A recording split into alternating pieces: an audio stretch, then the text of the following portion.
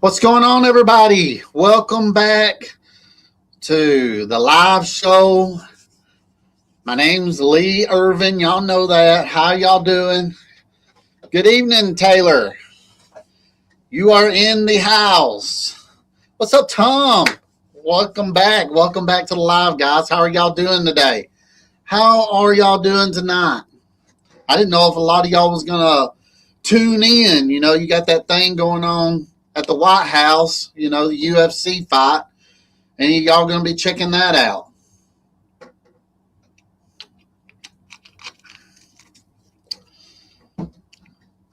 Hello, everybody.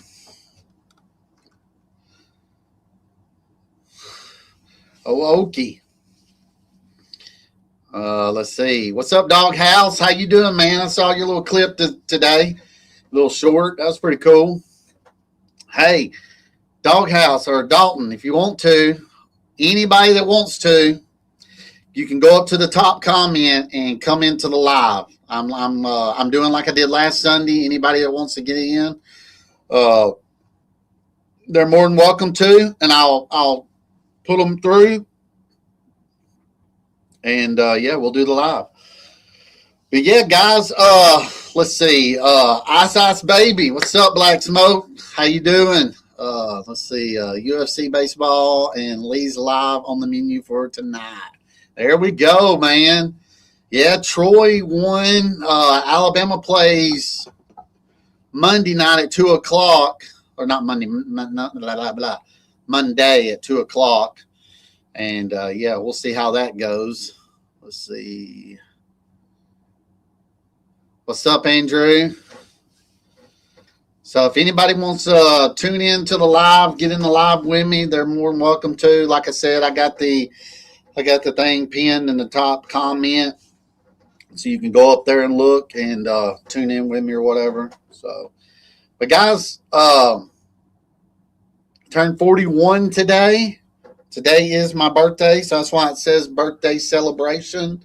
And my wife and kids got me a Pearl Snap shirt, got me some ostrich skin boots, and some boot socks. So yeah, they got me a couple things and took me to dinner tonight. I didn't know if I was going to have time to do the live. We got back probably about 40 minutes ago.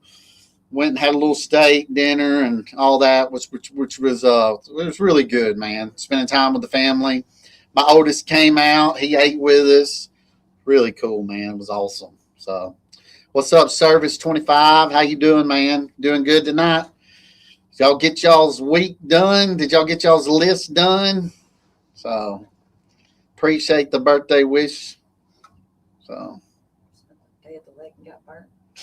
Yeah, and today I spent the day at the lake and got fried. Probably can't see it that bad, but like see my hat, man, my head got burnt, my legs, the top of my legs got burnt. You know, we wear pants every day, guys. I had to put some swim trunks on, and the sun didn't like that part of my legs, so they're pretty toasty up at the top part of my legs. So thanks, man. Appreciate the birthday wishes. Thank you, Ronnie. Thank you for Cisco. What's up, Jeff? Appreciate all y'all coming in here, man. Really do, man. It's pretty awesome. So I wanted to talk about, you know, the week we had. I mean, we had a doozy of a week. We'll start off with, we got a little property over there. You know, it's a little subdivision. I got like 6 in there now. We just picked up another one, so 7 when we go next time. But they're like, you know, $55 yards.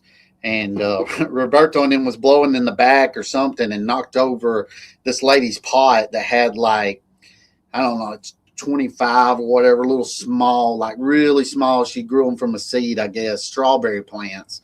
And so I've been looking everywhere trying to find strawberry plants, guys. You can't find them nowhere right now. They say it's not the time of year or something, but I was able to go to Marvin's and we found like 6 plants. It was a pot that had 6 of them in it, and then we had one on the side. So Yeah, and they're $6 each. So it was pretty expensive. So yeah, that was the first crime that started the week off for us and everything. Which I think they were just blowing them.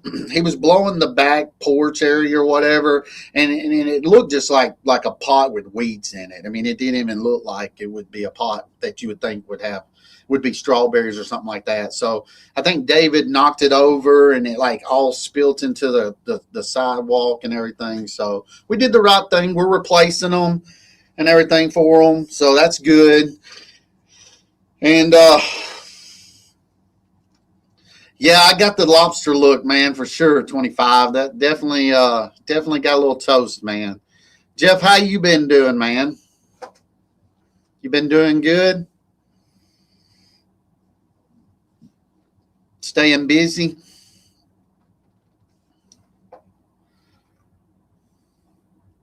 Let's see. So that was a small little pinch of what's going to go on the rest of the night, and I'll talk to y'all about as far as the week that we had.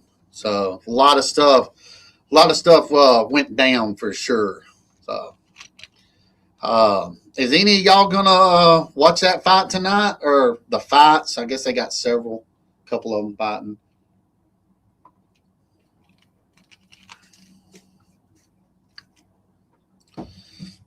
Yeah, y'all saw that comment right there. So yeah, anybody, I'll keep mentioning it. She's right. Anybody that wants to come on the live tonight, they're more than welcome to. Just click onto the pinned comment on the top and come in and let everybody get to know you, talk to you. We'll see what we come up with. But glad all y'all are here tonight. So what else happened? Well, you know, the grass is growing pretty fast right now here in my area. I don't know how it's growing in y'all's, but we're getting a crap ton of rain, and you know, it's 90 degrees outside. So when you're getting rain and 90 degrees, well, grass is growing. I mean, it's growing really good. So we moved several of our properties to weekly. Probably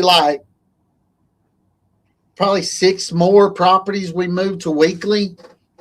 And so that makes it pretty tough on the schedule and everything and moving people around and getting all that done. But we went up to this. I'll get into this now, this situation, since there's a good bit of y'all in here now. So y'all know we do these apartment complexes and we have to go out of town. So we were out of town. Let me see. We just got some rain yesterday, second time all season. Oh, wow. Wow. Where are you at, Service 25? And what's your name? So I don't have to say Service 25. I'll try to remember your name and call you by name. But where are you located at? Only have Virginia. Okay. Only have second rain this year? Wow. Wow. We got like 12 straight days of rain. Brandon. All right, man.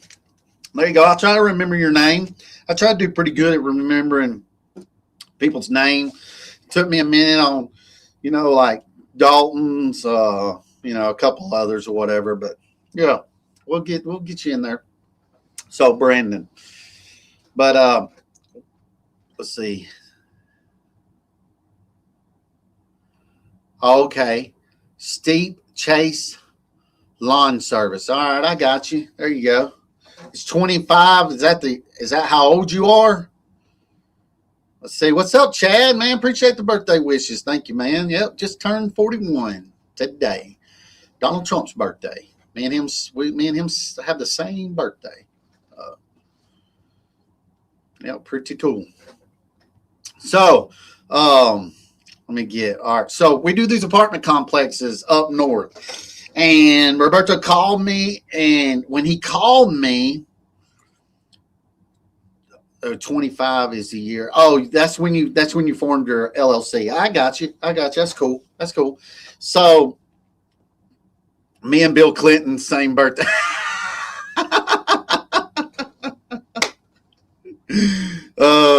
U.S.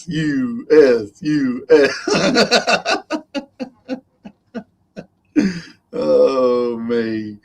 Yeah, well, Brittany turned well, a lot of people don't talk about their age or whatever, but Brittany had a birthday Tuesday. She's older than me, 5 days. So she's 5 days older than me. So she had her birthday first and then I had mine. So mine was today. So yeah. But let's get back to the story, man. Thanks, Ray. Appreciate the birthday wishes, man. Thank you. I wanted to give this story to y'all guys. I want y'all to figure out what y'all would do in this scenario and this situation of this story I'm about to say that we went through out of town. That's funny. Trump, me and Bill, same. So you're for real? Wow, that is funny.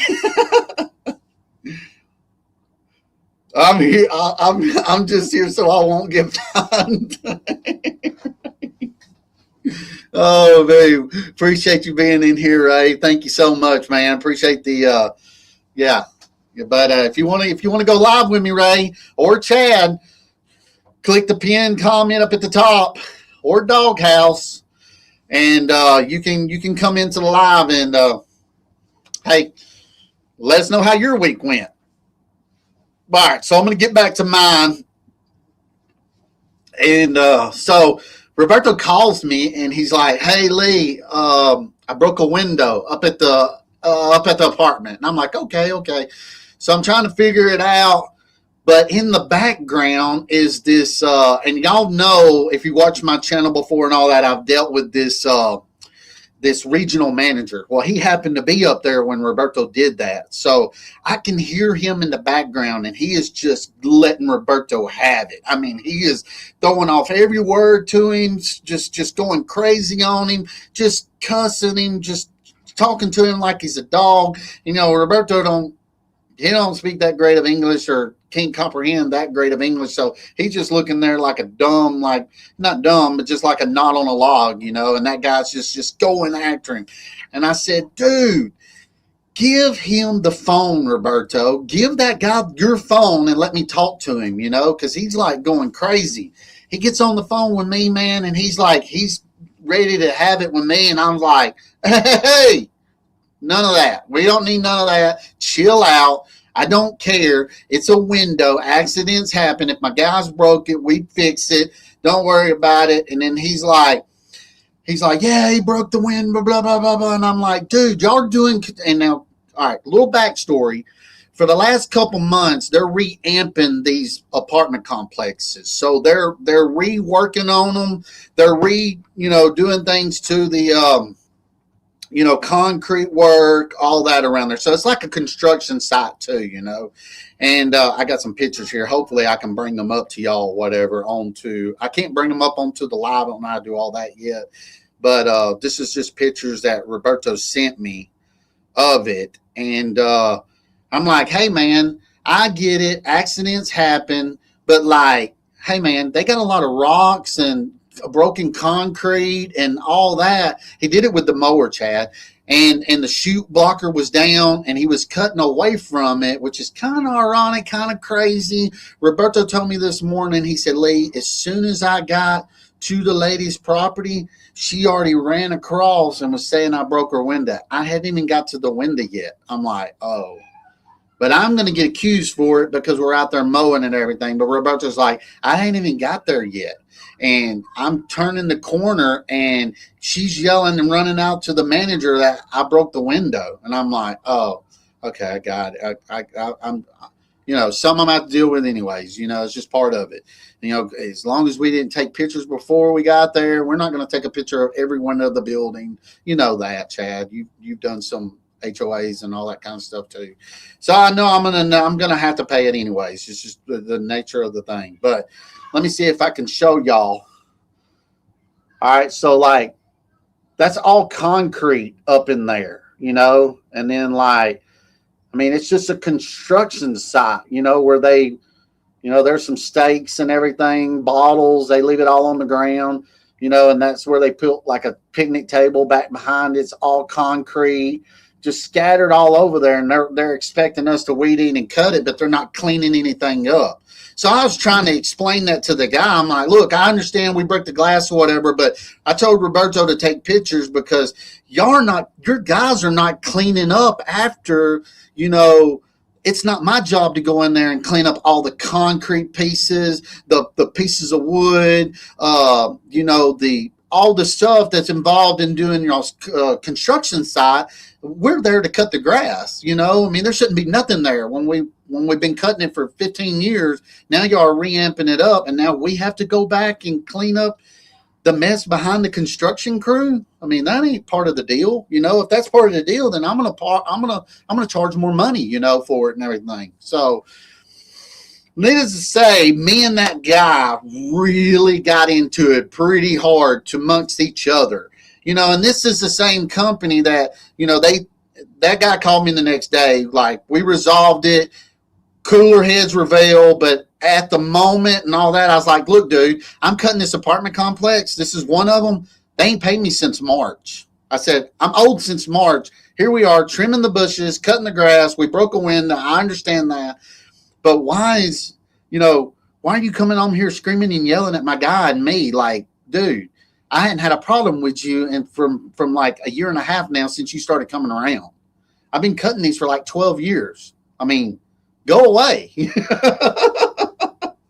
So, we really got into it, man. Got frustrated. He got frustrated with each other. We got, and I told him, I said, look, y'all got to clean up better out there. You got to clean the place up better. It's not my guy's job to have to go in there and weed eat all them big areas that y'all tore the ground up and everything. You need to fix that or pay me to come in and do the sod work and all that, but y'all are not doing that. You need to fix it. And so they just, me and him had it, man. We had it, but the next day he calls me and he says, hey, look, I called corporate office.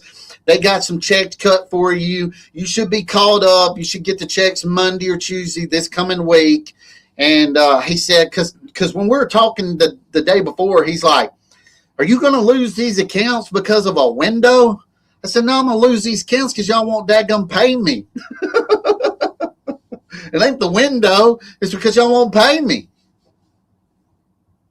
Yeah, see, look, Ray, I knew Ray would be on that. I knew Ray right then when I said March.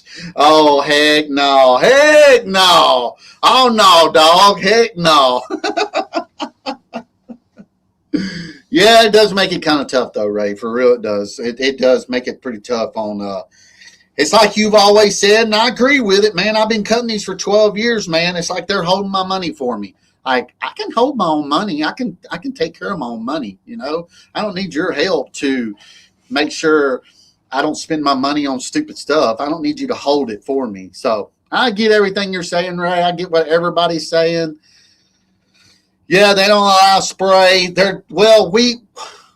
We usually spray the beds, inside the flower beds, because they put the smallest amount of pine straw in these beds. They won't let us do it.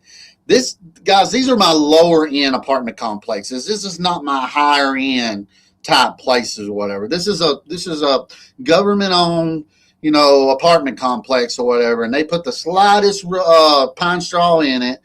Just sprinkle it across, and then they don't want me to go in there they don't want me to spray it. They want me to go in there and weed eat it. All y'all know what's going to happen if you're going into a flower bed with pine straw and you're weed eating it. It's just blowing it out. So you're not keeping anything in there. So we try to spray it inside the flower bed at least to keep that from happening. But that guy had a conversation with me and he's talking about we're not going to spray the flower beds, blah blah blah. By the end of the conversation, I'm still spraying the inside the flower beds. If they don't like it, then maybe they can find somebody else. That's fine. But I'm not.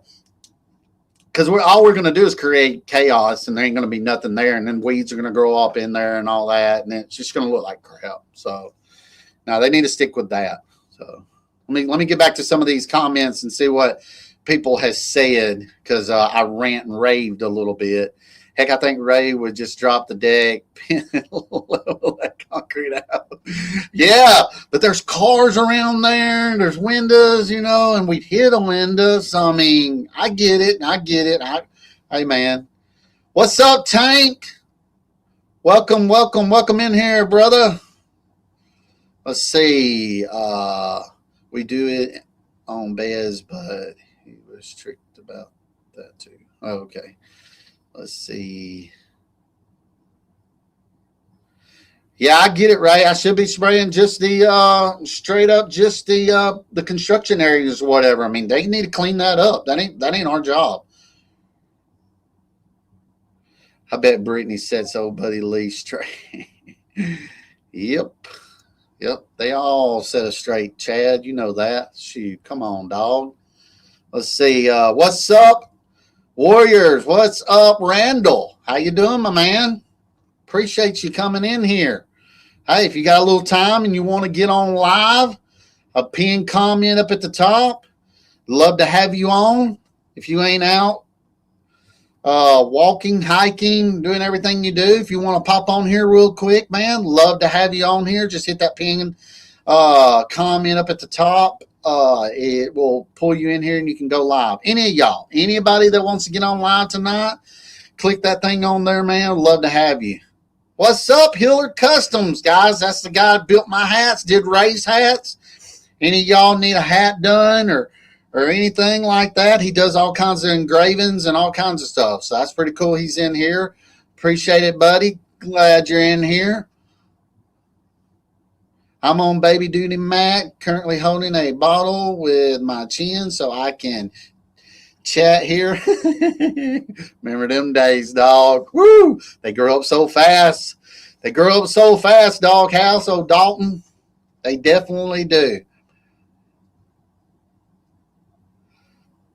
I'm out and about right now, bro. Thanks for the invite. No problem, man. Yeah, get a hold of new Holtz, man.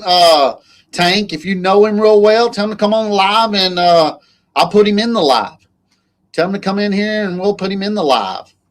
I always like to have somebody else in here to talk to with or, carry on a conversation with all y'all and all that kind of stuff. So, piggybacking back on my story that we had with the apartment complex or whatever, how do y'all feel about that? Put down in the comments. Tell me what you would have done. Tell me how you would have handled the situation and all that, because it was a pretty rough one, man. My wife, she's been worried to death. She think we might have lost all three contracts. It could have happened. It could. Yeah, I mean, definitely, but, and I'm laughing about it right now, and I could be a little worried about it too. I'm not putting on a show about it or anything, but man, when you're out here and you're doing this every single day and you're dealing with these customers and you're dealing with these clients and everything, man, you start feeling a different way about everything. So, yeah, and that's kind of why I'm kind of just laughing it off and all that kind of right now. If I did lose them accounts, it might hurt me a little bit. I'm not going to say it won't. But then again, I don't want people just running all over me and stuff too, especially if, he was in the wrong at the very beginning by, saying all that he said. There's a lot more colorful language than he says. Yeah, I can't say that I don't talk like that on here, Brittany. Not at all. Sounds like you did a good job, Buddy Lee. Sometimes you're going to have those types of events. Got to be ready when they come your way. Exactly. Thank you, man. Appreciate it. Chad's in here, man. Yeah, you see him now. I was going to say, Chad's in here, dog. He's been in here since the beginning. Pretty close.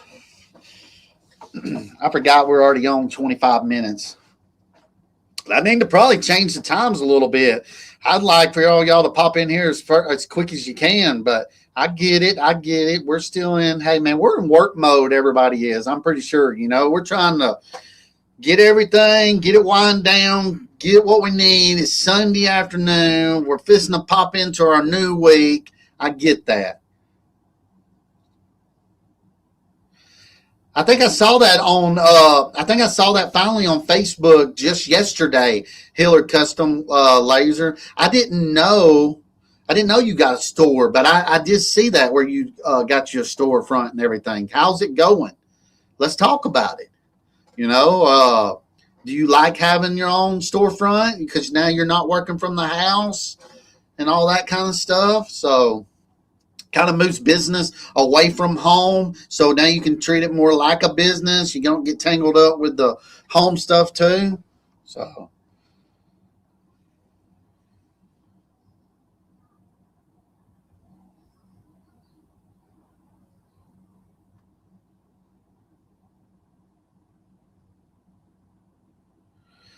So my history with that, Ronnie, is he asked, and I'm sure y'all can read the comment or whatever, but if you're just listening in to it the next day, he said, "What leads you to these out of town contracts? I work with one property manager, but everything they ever send is within an hour away."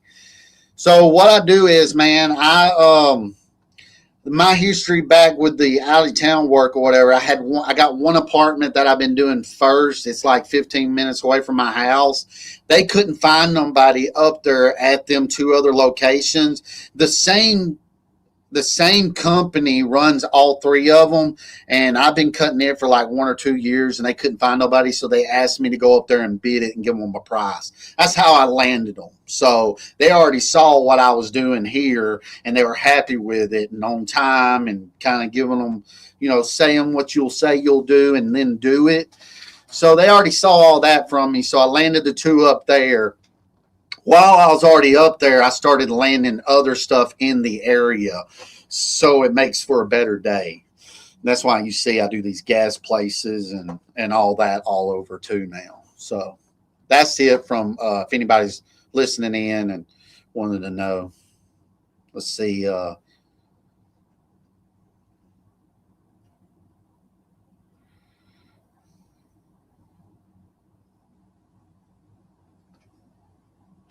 Awesome. It's going good 2 weeks in. I love it, man. That's awesome. I was planning on doing a storefront and all that too, but situations didn't occur and didn't happen.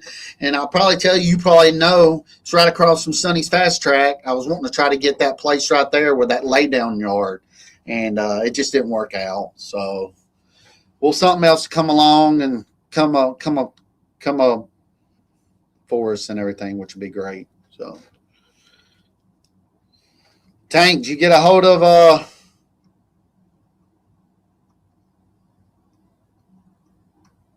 my guy out there? He ain't commented in my channel in a pretty good while, but I do like his channel. I watch it. Oh Buster, ain't it? Ain't it Buster? New Hopes. Yeah. Yeah, I watch him from time to time and everything. So. How does it work with, all right, Chad's asking a question, guys. How does it work with these contract leads if weather keeps you from the certain amount of work during that month? Say only one mow instead of two for the month. Doesn't matter. It's 12 months out of the year. I'm going to get paid no matter what. If I go, I definitely try to make it at least twice a month to these locations. That's what they are. They're bi-weekly too. But I just, it's based on 12 months out of the year. And they've never said anything bad about it or whatever. If say like we before 12 straight days of rain or whatever, a lot of times I'll move the schedule around. They're an hour and a half away. It might be raining in Jasper, but up there in Decatur and Huntsville, it might not be raining. So I'll send the guys up there, and they might be a day or two early because I'm checking on the weather and the schedule. And that's how we can get it done a lot too. I just flip flop some properties around, and that helps. Yeah, I knew it was Buster. That's what I was thinking, man. Yeah, you text him, he hadn't responded. Okay, all right. Well, I mean, anybody that wants to get on can get on. Tank, if you want to get back on, if you got some more to talk about your week. Chad, if you want to get on here, hit me up, hit that thing, get on live with me. Like I said, you can do it through your phone. You ain't got to do it through you ain't got to do it through computer or whatever. Me and my wife checked it out. That's why Tank came on last Sunday. and it all worked out. We got Thursday and Friday. Chad asked, looks wet in my area this week, Lee. What about you? Yeah, it's going to be, they're saying like 10, 15% through Monday through Wednesday, but Thursday and Friday is 80 and 85%. So we do have some rain coming in later in the week. Let's see. All right, Dalton said, y'all ever been contacted by other lawn care companies about helping them out? If so, what would y'all charge a friend for helping with labor work, rock job, install? Well, I'm going to try to do as best as I can, man, whether it's family, friends, or anything. You know, treat it like a company, treat your company the same. You know, I get people asking me all the time about going to pick up a yard, and it's something they don't want to do. It ain't in their area, and if it ain't in my area, I don't accept it either. I'm like, nah, man, it's not feasible for me, and that's why they're getting rid of it, because it's not feasible for them. The guy I'm trying to have on live too, he's a local guy in my town. Hadn't really had time to meet up with him and do everything, because like I said, guys, you know, they have about 90 properties. And we've been getting a lot of rain, and he's been struggling with some labor too. So I saw on Facebook last week where he was trying to hire more help. And I called him just messing around with him. I said, hey, man, looking for a job, pretty experienced landscaper. And he started laughing. He said, I can't afford you. He said, I can't afford you, dog. I'm sorry. I can't afford you. So I said, no, I was just messing with you. We're pretty close. We're pretty good in the community together. So I was just messing with him and everything. So, but his foreman didn't show up Thursday or Friday, and called him Monday morning and told him he found another job. So, you have them on them big jobs, I guess. I'm a bit tank. Got some stuff I need to do to get ready for tomorrow. There you go. Oh, so you're gonna be dodging raindrops this week as well. What's up, Doc? Man, appreciate you, man. Yeah. Yeah. God bless you too, man. Hope you have a great week. Just wanted to stop by and say, hey, Doc the Real. Appreciate it, man. Thank you so much, man. I appreciate you dropping by, man. That's awesome.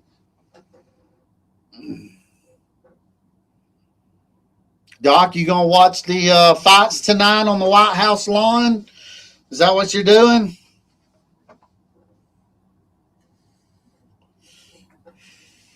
I saw where Travis Pastrana and all them going to be riding their dirt bikes and doing jumps and all that kind of stuff too. So it's a pretty cool thing, man. You guys are the best the community has to offer. I appreciate that, Doc. Thank you so much, man. I'm just a little old nobody over here in internet land. They all know that. I ain't no big wig like y'all. I just do the best I can, man. Do the best I can with what I got. So, and I didn't do any videos this week, man. I didn't do many videos. I edited some. I got some in editing or whatever. I don't know if I'll post them, probably. But it just been, man, we had a rough week, man. If you go back and listen to this live later on, Doc, you'll understand. We broke a window, one of our apartment complexes out of town. We ruined the lady's plants. I think there's a lot that went on. A couple of customers wasn't happy with the quality of the work. It's getting hot. Guess my guys are trying to get what they can done, missing things. We're having to go back, possibly retrain. So, yeah. It's when they get hot, man, they start forgetting a little bit on what they need to grab and get while they're there. Let's see. Exactly, man. He does. He's got a nice beard. Oh, God. Tank. Hey, if he's in here, I don't care, man. If he's in here, uh, not commenting and all that, it's for anybody up at the top. We'll discuss it. We'll talk about it. Try not to get banned, but I think we can definitely be, you know, civil about the whole situation and everything, and make it more debatable and all that situation. So yeah, but I don't know if he'd do it, but hey, Ray got on here, appreciate him. Doc got on here, appreciate him. I'm just a middleman, and hey, they want to get on here and drop in, and they got a couple of, suggestions or talks. It is what it is. Not going to repeat all these that people are talking about, but you get the gist.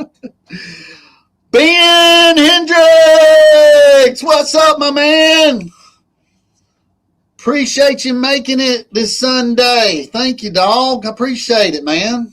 Thank you, Ben. What does it say?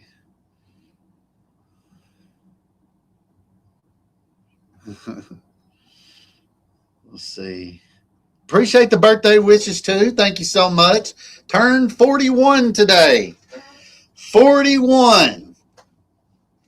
I know. There's people in this comments probably going to say, I got underwear older than you, boy.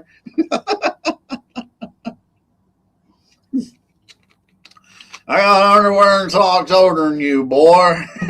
I understand. Yes, sir. You old youngster. Thanks, Doc. Appreciate the birthday wishes. Thank you, Tank. Appreciate the birthday wishes. Yeah, man, it got me you're 42. You're only 1 year older than me, 25. Brandon.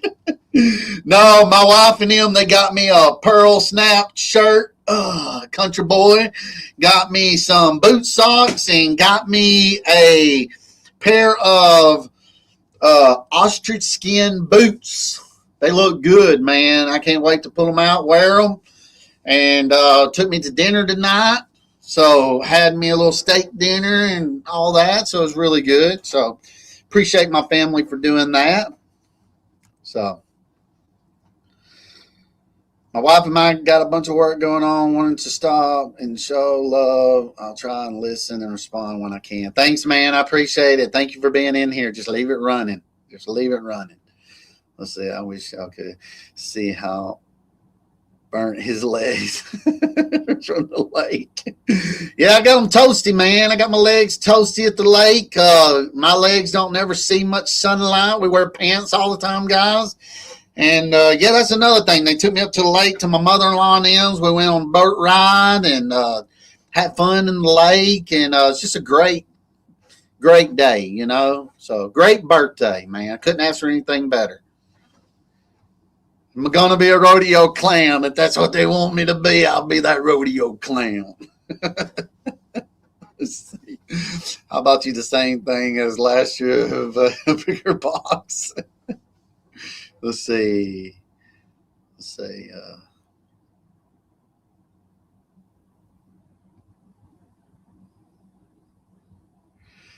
Oh, yeah. When you have people calling you in your 20s. Yeah, I know. The guys that started working with me when they were like 16 and stuff, they call me now sometimes with a little advice, and they're in their 20s. Makes me feel pretty old. Man, James, making me feel old. Yeah. Let's see. Randall, how long you keeping in the secret, brother? Uh-oh. I don't know what the secret is. Let's see.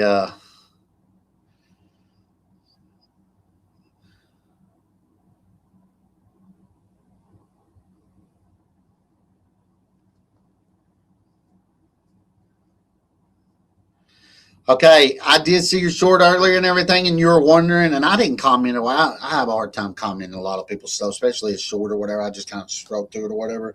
But I did watch it, Dalton, and my only advice with that is, man, is maybe should have asked, like, hey, did you want the service? You told him your number, what you charge. Hey, do you want the service? Where are you located? Are you right up close by? Because if you're pretty close by or whatever, I might be able to give you a little bit better deal. And that way you could have landed it or whatever. Not say kill your price or anything like that, but he could have been the next road over. It could have been whatever. I don't know if you asked him that. I don't think so. About asking him where's he located and everything. He was driving through the neighborhood, so he might have been a couple houses down or around the corner or something. So it's kind of how I would have looked at it or whatever, or saw it.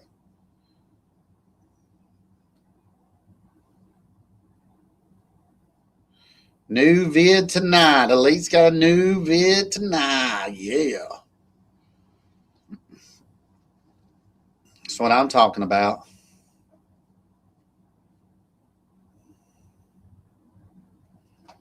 Love it. I love it.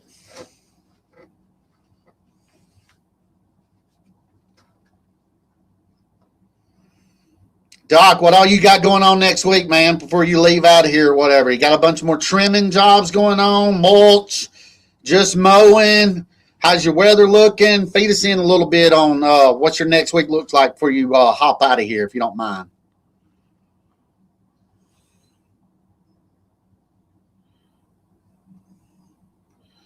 Let's see. He felt like complete newbie after he rode off. I didn't get his name, number, or give him any of my information. Yeah, but he's right there at the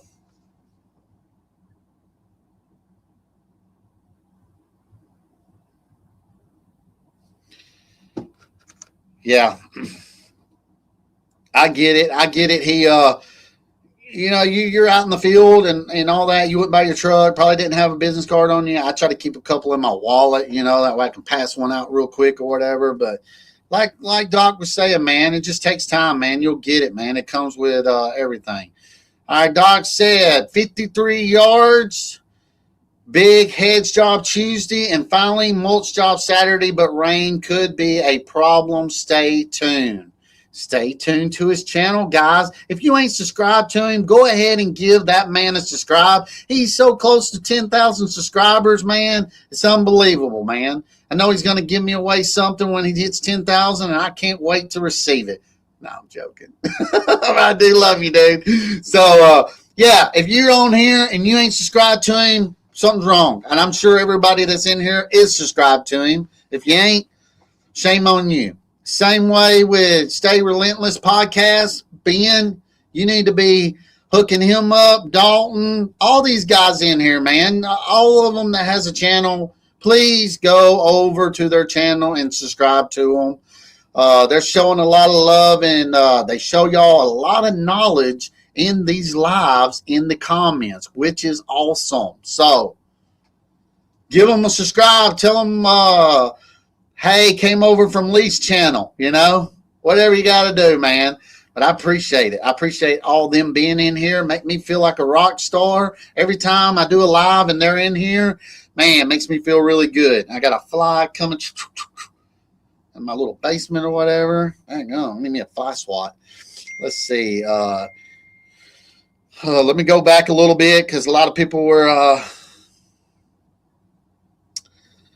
Doc Schroeder's going to be killing him after all those bushes he has been trimming. I bet he's a little sore, no doubt. Schroeder has 4 months left on warranty. It was hurting this week. Oof. They got warranty on it, 4 more months. Trimming and mulching Monday and Tuesday for $3,600. Mowing the whole route for another $3,600. Gonna be exhausting. Elite Landscaping Live Stories. Randall, you are going to be wore out next week. I will pay you later this week, Lee. You know I have to, Doc. I appreciate it, man. Thank you. I'm 1 away from 100. Appreciate the support from everyone. Please, if you are not subscribed to the Stay Relentless podcast with Ben, please give him that 1 subscribe or 4 subscribes, 5 subscribes, whatever you can do to get that man over 100 subscribers. Let's do it tonight, guys. Somebody go over there and give him a subscribe. Let's see. I want a video this week from you, Lee. We'll try. We'll try to give you a video, dog. No doubt, Doc. Where do you get them ninja moves from, Lee? I don't know, man. I don't know. So y'all can say anything y'all want to in this comments or whatever, and I'll be reading it really fast or whatever, and I'm like, oh man, I probably shouldn't have read that. Oh, good night, Doc, man. Appreciate you being in here. Thanks for being into the live, man. 14 of y'all in here. I don't know how many likes. It don't show me.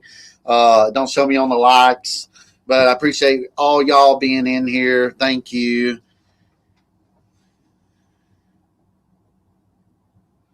Yeah, but man, I've been out of it a lot here lately, Ben. I watched your last video. Like I said, I don't do a whole lot of. There's so many of y'all I try to watch now, and don't do a whole lot of comments. I'll hit the like button on y'all and all that kind of stuff, man. But like I'm flowing through some of these. I'm trying to work while I'm watching them. But I saw Ben where, yeah, man, I felt a little bit.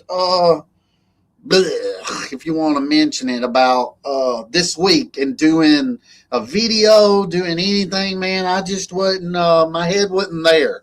Now I got some stuff that's kind of that I'm working on, like a weed eater and a couple other things, and but I just didn't post it or anything. It's just setting in the editing software, and I don't know, man. My head just wasn't at it, man, and it just happens. Yeah, see, it happens, and that's just where I've been at. My headspace has been kind of crazy, and here lately, me and my wife has been binge watching TV shows, so that's another thing, I've just been kind of in the zone, watching these agency videos and FBI videos, CIA videos, like shows, and man, I just been loving life, man. I ain't gonna lie to y'all. I told y'all I'd keep it real with y'all. And that's just pretty much what I've been doing, man. I've been just hanging out with her. The guys been going out doing what they need to be doing. I've been doing a little piddling around the house, running around, my little normal managing type stuff, running around, looking at jobs. I got 2 more jobs I got to look at next week that we're picking up, which is kind of cool. So now I'm picking up jobs. So guys, if you are in here and you want to learn, what you want to do, I've saw everybody in their YouTube channels over the years mention this. This is going into our second wave of people calling and contacting you about doing lawn care and stuff, because there again, it's getting hot. That grass cutter guy, he's getting too hot. He probably don't want to go out there and cut grass no more. The people are finding out the people that they hired at the beginning of the year is not doing such a good job for them. So, boom. So I'm hitting that second wave. I got 2 properties to go look at next week. And, yeah, I've had some phone calls. Some stuff that's kind of been out of my area that I didn't want to take on. Had a couple calls this week from it. But it's just not in the area that I work. Woo! Woo! Getting tired already. We ain't even been here an hour yet. So tonight probably won't be as super long as they have been being, unless somebody comes on here and wants to get in the live with me. Anybody can go up to the top, comment, click on that link. You don't have to have it on the computer. You can do it on your cell phone and get in the live, and we'll talk. But other than that, I still want to produce these lives for y'all. Come in every week, talk to y'all. Appreciate all y'all being in here. Super great, supported to the community. And anybody has any questions and comments they want to let me know, man, I do appreciate it more than anything, guys. We made the decision after 3 years to go all in whilst walking away from her job to go all in with the business. We're considering getting into cleaning. Well, she is. Hey, that's not a bad gig, man, because you're already cutting some of the people's properties. So maybe you can try to offer cleaning services too, and boom, boom, boom, boom. I mean, you getting what you can out of a customer. That's great. I don't see a bad decision.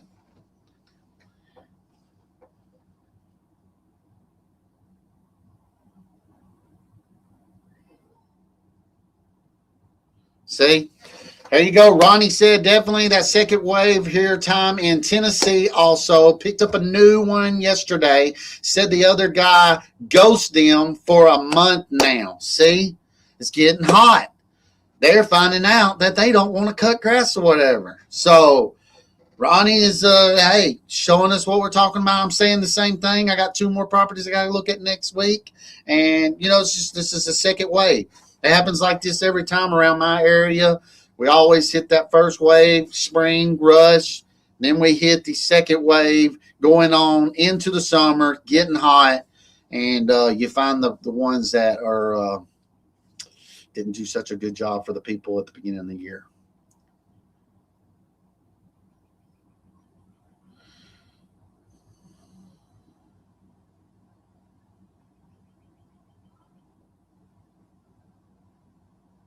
Got you. That's what it takes, Ben. Appreciate it. Yep. Yeah. Do what you got to do.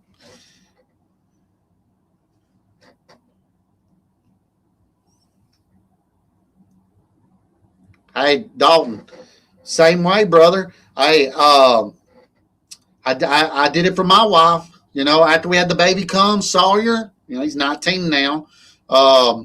She worked a little bit after that, but then once we started rolling and going with working for some other people and doing my lawn business and all that, man, was able to keep her at home, taking care of the kids, taking care of the household, all that. I've been very blessed for that many years for her to be able to do that and raise all 3 of our boys. So if you can do it, you better, hey, not having somebody else help you with that second income, it's very hard. I would say, and you got to work extremely hard, a lot of hours, a lot of days, but you can make it happen. You can make it happen. I'm a firm believer. I've been doing it, for, I don't know. I don't remember the last time my wife worked. She was early 20s, maybe 25 or something like that when she stopped working. What's up, Tank? Hang on. Let me make sure I get you in here, Tank. Appreciate you, man. Appreciate you being back. What's up, Lee? What's going on, man? Appreciate you being back in here, man. Couldn't get enough of you last Sunday, apparently, huh? Can you hear me? Yes, sir. I can hear you just fine. Oh, perfect. Feel bad for you, bro. Feel bad for you. Wow. I'm messing with you, man. I'm messing with you. You notice I'm struggling a little bit on keeping the conversation going and stuff. No, man. No. I'm just on here hoping that somebody else will jump on. Now we can have up to like 4 or 5 people in here, guys. So I mean, it ain't got to just be me and Tank. We can have a group of us in here talking. So yeah, I hadn't even got prepared yet, man. I'm normally sitting out here in my garage when I do videos, and either that or in my truck, and I didn't even blow my workbench off. Give me a second. Okay, you're good. You're good. Let me read some of these comments. It's hot and their equipment is breaking down. So they moved on to the next thing. Yep, exactly right. Exactly right, Brandon. Yeah, I'm glad Tank hopped on too. Look at that standard X right there behind me. I didn't hurt your ears with that, did I? No, I turned it down. I turned you down a little bit. Appreciate that. Yeah, I can adjust. I got me a little. I got me a music board here, so I can adjust the volumes, adjust the highs and lows, and all that. I'm trying to get a little fancy with this this live session every Sunday. Man, you got it going on back there, man. You got a nice little studio back there. I like that. Other than that Alabama sign. Oh, come on, dog. Come on. Hey, y'all are still in it, ain't you? Is Georgia still in the baseball thing? Did they make be honest with you, I don't know. I don't really pay a whole lot of attention to any kind of baseball anymore, man. I love baseball. That's my busy time of year, man. I don't really get to watch all that stuff. Yeah, I get you. I'm trying to read some of these comments. They pack them on there pretty long. It takes me a second to read. and try to focus on so many things, which I do all right with it, but sometimes I drop the ball a little bit. So Come on, Dalton. I can learn from you, man. We all learn from each other, dude. That's the thing, guys. Don't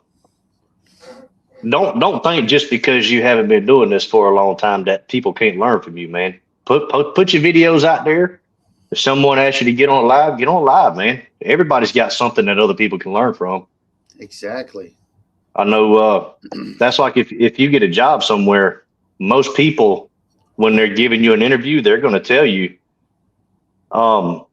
we want someone that can help us grow. We want someone that we can learn from as well. We want it to be able to go both ways. That should be a revolving door. Yeah. No, so don't think people can't learn from you, man. You've got enough experience. I've been watching your videos, Dalton. You're putting out good stuff, bro. Oh, he is, man. He is, man. And to be doing it, and I think he said he had 70 yards. Was he the one that said he had 70 yards? No, that was me. Oh, you got 70 yards. Oh, okay. Well, you're Got doing 72 good. now, man. Got 72 see, now. See, you're picking them up. So you're what we're just talking about. You're getting into your second wave of picking up yards and stuff, right? In Georgia right now. I am. Well, this year it's actually my first wave. We didn't have a spring rush this year for some reason, which I know why. It was a 2-month drought. So, but yeah, I mean, I can tell you this. I put a video out earlier talking about it, man. I've never picked up this amount of customers in 2 weeks like I have. I picked up 16 customers over the past 2 weeks. I've never done that before. And but at the same time, I lost a lot of customers too, man. People just being impatient and people thinking that you can put pontoons on the bottom of your mower and go out there and mow. What about when you've had 12 straight days of rain and you're trying to catch up from the last week, and that customer's is that day, and they're calling you saying, "Hey, it's sunny. You got me on the schedule today, right?" And I'm like, don't you know there's like 70 other clients that hadn't had their yard cut yet? Well, normally when that happens, I'd let everybody know if communication is key in my business. I communicate with everybody. And if it's been 2 or 3 days of rain, I make it a point to get on there and let everybody know, hey, I'm way behind. I'll get you caught up when I can. Yeah. Communication, like you said, is key in this business. Do what you say you're going to do, first off, and just, the rest will come, and have good communication. We got text nowadays, guys. It's not hard to throw a text real quick to send to somebody, and let them know your situation and where you're at. That is very true. And also a lot of the CRMs out there, there's a lot of different softwares out there. And I can only speak for Yardbook, but Yardbook has a feature where you can send everyone an email to Yardbook or whatever. And so, I mean, it's super easy. There's no reason that you can't communicate anymore. Yeah, I still have a lot of pretty older customers or whatever, and they don't even know how to work their emails and all that. So you're going to have your some that probably go through text and all that. But maybe your CRM machine will do that too. It'll send a text out, not just email. Mine don't. I don't have that big of a CRM software or nothing. I had a company looking out to me, wanting me to try to check theirs out. I talked to Doc about it or whatever, and they want me to try to be affiliated with them, but they're going to send me it. I'm going to try to run it for 2 months. If I like it, I might present it to the channel and all that kind of stuff. But, I'm going to be real with them just like I am with y'all. If it ain't up to speed to where mine is now, I don't want to push it, Right. I'll let you answer that question from Boat Brothers, Lee, and then I'll give my opinion. That's my wife, but you go ahead because she already knows the answer to that. I'm going to give her on that one. So yeah, go ahead. What's up, Brittany? Yeah, I do. I actually had a customer text me today. She gets mowed the same day every other week, and she texted me today and said, "Are you coming out this week?" I just shook my head because I've been mowing this customer's lawn for 2 years now, and it's been on the same day for 2 years. And it never fails. The Sunday before, she texts me, "You coming this week?" But you got to roll with the punches, man. It's aggravating. It really is, but you just got to roll with it sometimes. Yeah, I deal with them. That's why she put that out there or whatever. I got some that or they're like I talked about it earlier. There's like 7 in a subdivision, and if I don't call them or text them the night before, they can't remember my day, which is the same day every 2 weeks, to unlock their back gates or whatever. They need me. I have to babysit them too. Hey, I'm just letting you know I'm gonna be there tomorrow, so you can unlock your gate and all that. If it don't get unlocked, we don't do it, and we still charge the same, But Yeah, I got an old man that lives in the same neighborhood as me. I actually have to unlock the gate for him. From the outside. I mean, it locks on the inside, but I have to stand on top of the mower and release the latch. Reach over the gate and release the latch. And I'm like, dude, come on, man. I texted you last night and told you I was coming. Oh, I didn't get the text. Come on, man. You got the text. The things we do for our customers, Yeah. What's up, Jay Myers, man? Appreciate you being What's in up, here. Jay? That ain't Kentucky Jay, is it? No, that's Tennessee Jay Myers. What's up, Tennessee Jay? Start calling you Tennessee Tuxedo. Yeah, he's from New York. He was my first ever winner, my first ever giveaway winner. So I feel left out here, man. I've never won nothing. Nah, just kidding. My oldest son asked me 2 days ago. He asked me, he said, have you ever played the lottery, Dad? And I'm like, I played once. I bought a scratch off ticket one time and won $60 on it. And I told myself I'll quit while I'm ahead. I said, that's the only time I ever played. Me and my wife goes to the casino every now and then. We kind of like it. So. Oh no, I'm scared to do that. I'm waiting to hear all I'm waiting to hear all these comments about you just blow your money, you just spend your money and stupid. Just you're dumb, Now I don't. I'm not gonna sit here and tell you I don't bet on stuff because I do gamble, but yeah. It's normally on a football game or something like that. I'll get in on some squares or something like that. Oh yeah, at the gas station and stuff. Yeah. Yeah, but I don't do the casinos. Like if we go on a cruise or something, I stay out of that place because if I'm on a cruise, I've been drinking heavily and my judgment is clouded. So that's why I like going to the casino and stuff because they give you free drinks and stuff. And I do drink, guys, but I don't drink unless we go somewhere like that because I know I don't have to drive anywhere. I know I could just walk up to the room, go to bed, all that. I'm a responsible drinker. So like you won't see me drinking, anywhere else unless I'm somewhere that I'm going to be for the night and not have to go anywhere. You know what I'm saying? So, but I don't drink at home that much and definitely don't, it's pretty much when we go out of town or something, and we don't have to drive anywhere. That's why I like the casinos. Yeah. I understand that. I don't like to drive after I've been drinking either. That's why if we go out to eat, my idea of being able to sit down and eat a meal at a restaurant is somewhere that I can have a beer with. And now I don't get belligerent or nothing like that, but I prefer to go to the Mexican restaurant. It's less than 5 minutes from my house. And it's not the best Mexican restaurant in the world, but it's less than 5 minutes from the house, and I can drink margaritas and get home before the police find me. Exactly. You definitely got to know when to hold them and to fold them. Definitely.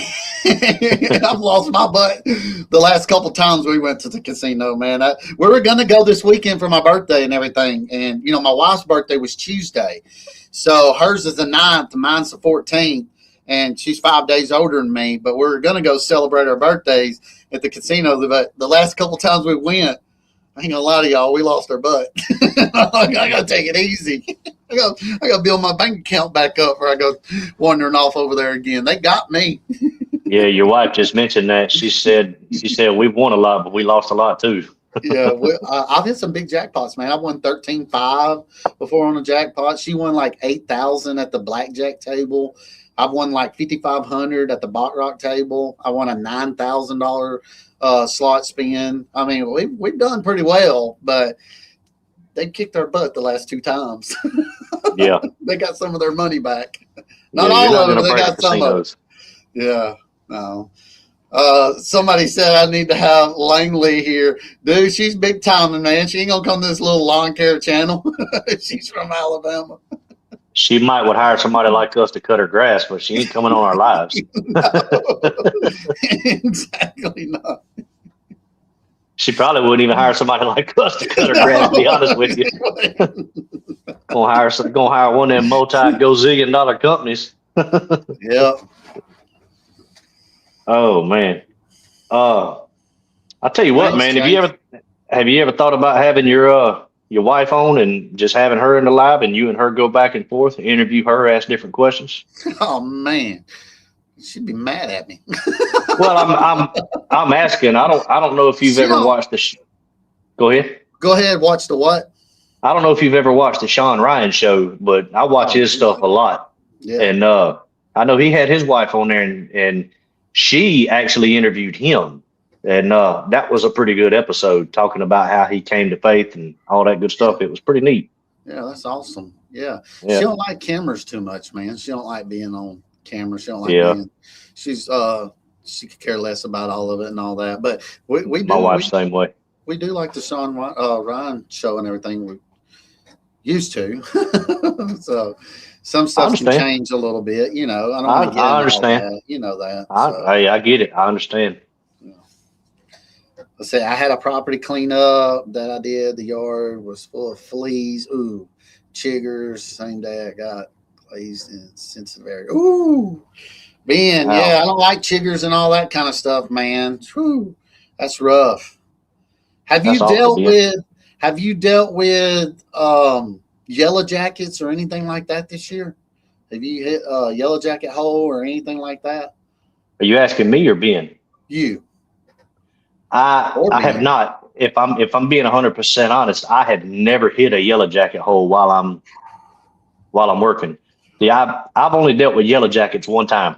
I was turkey. Now I say one time. I actually, when I was working for Cisco, I backed up to a dock and they have a little overhang over the top of it. And first time I've ever seen it, but there was a yellow jacket nest outside of the ground. I've never seen that before.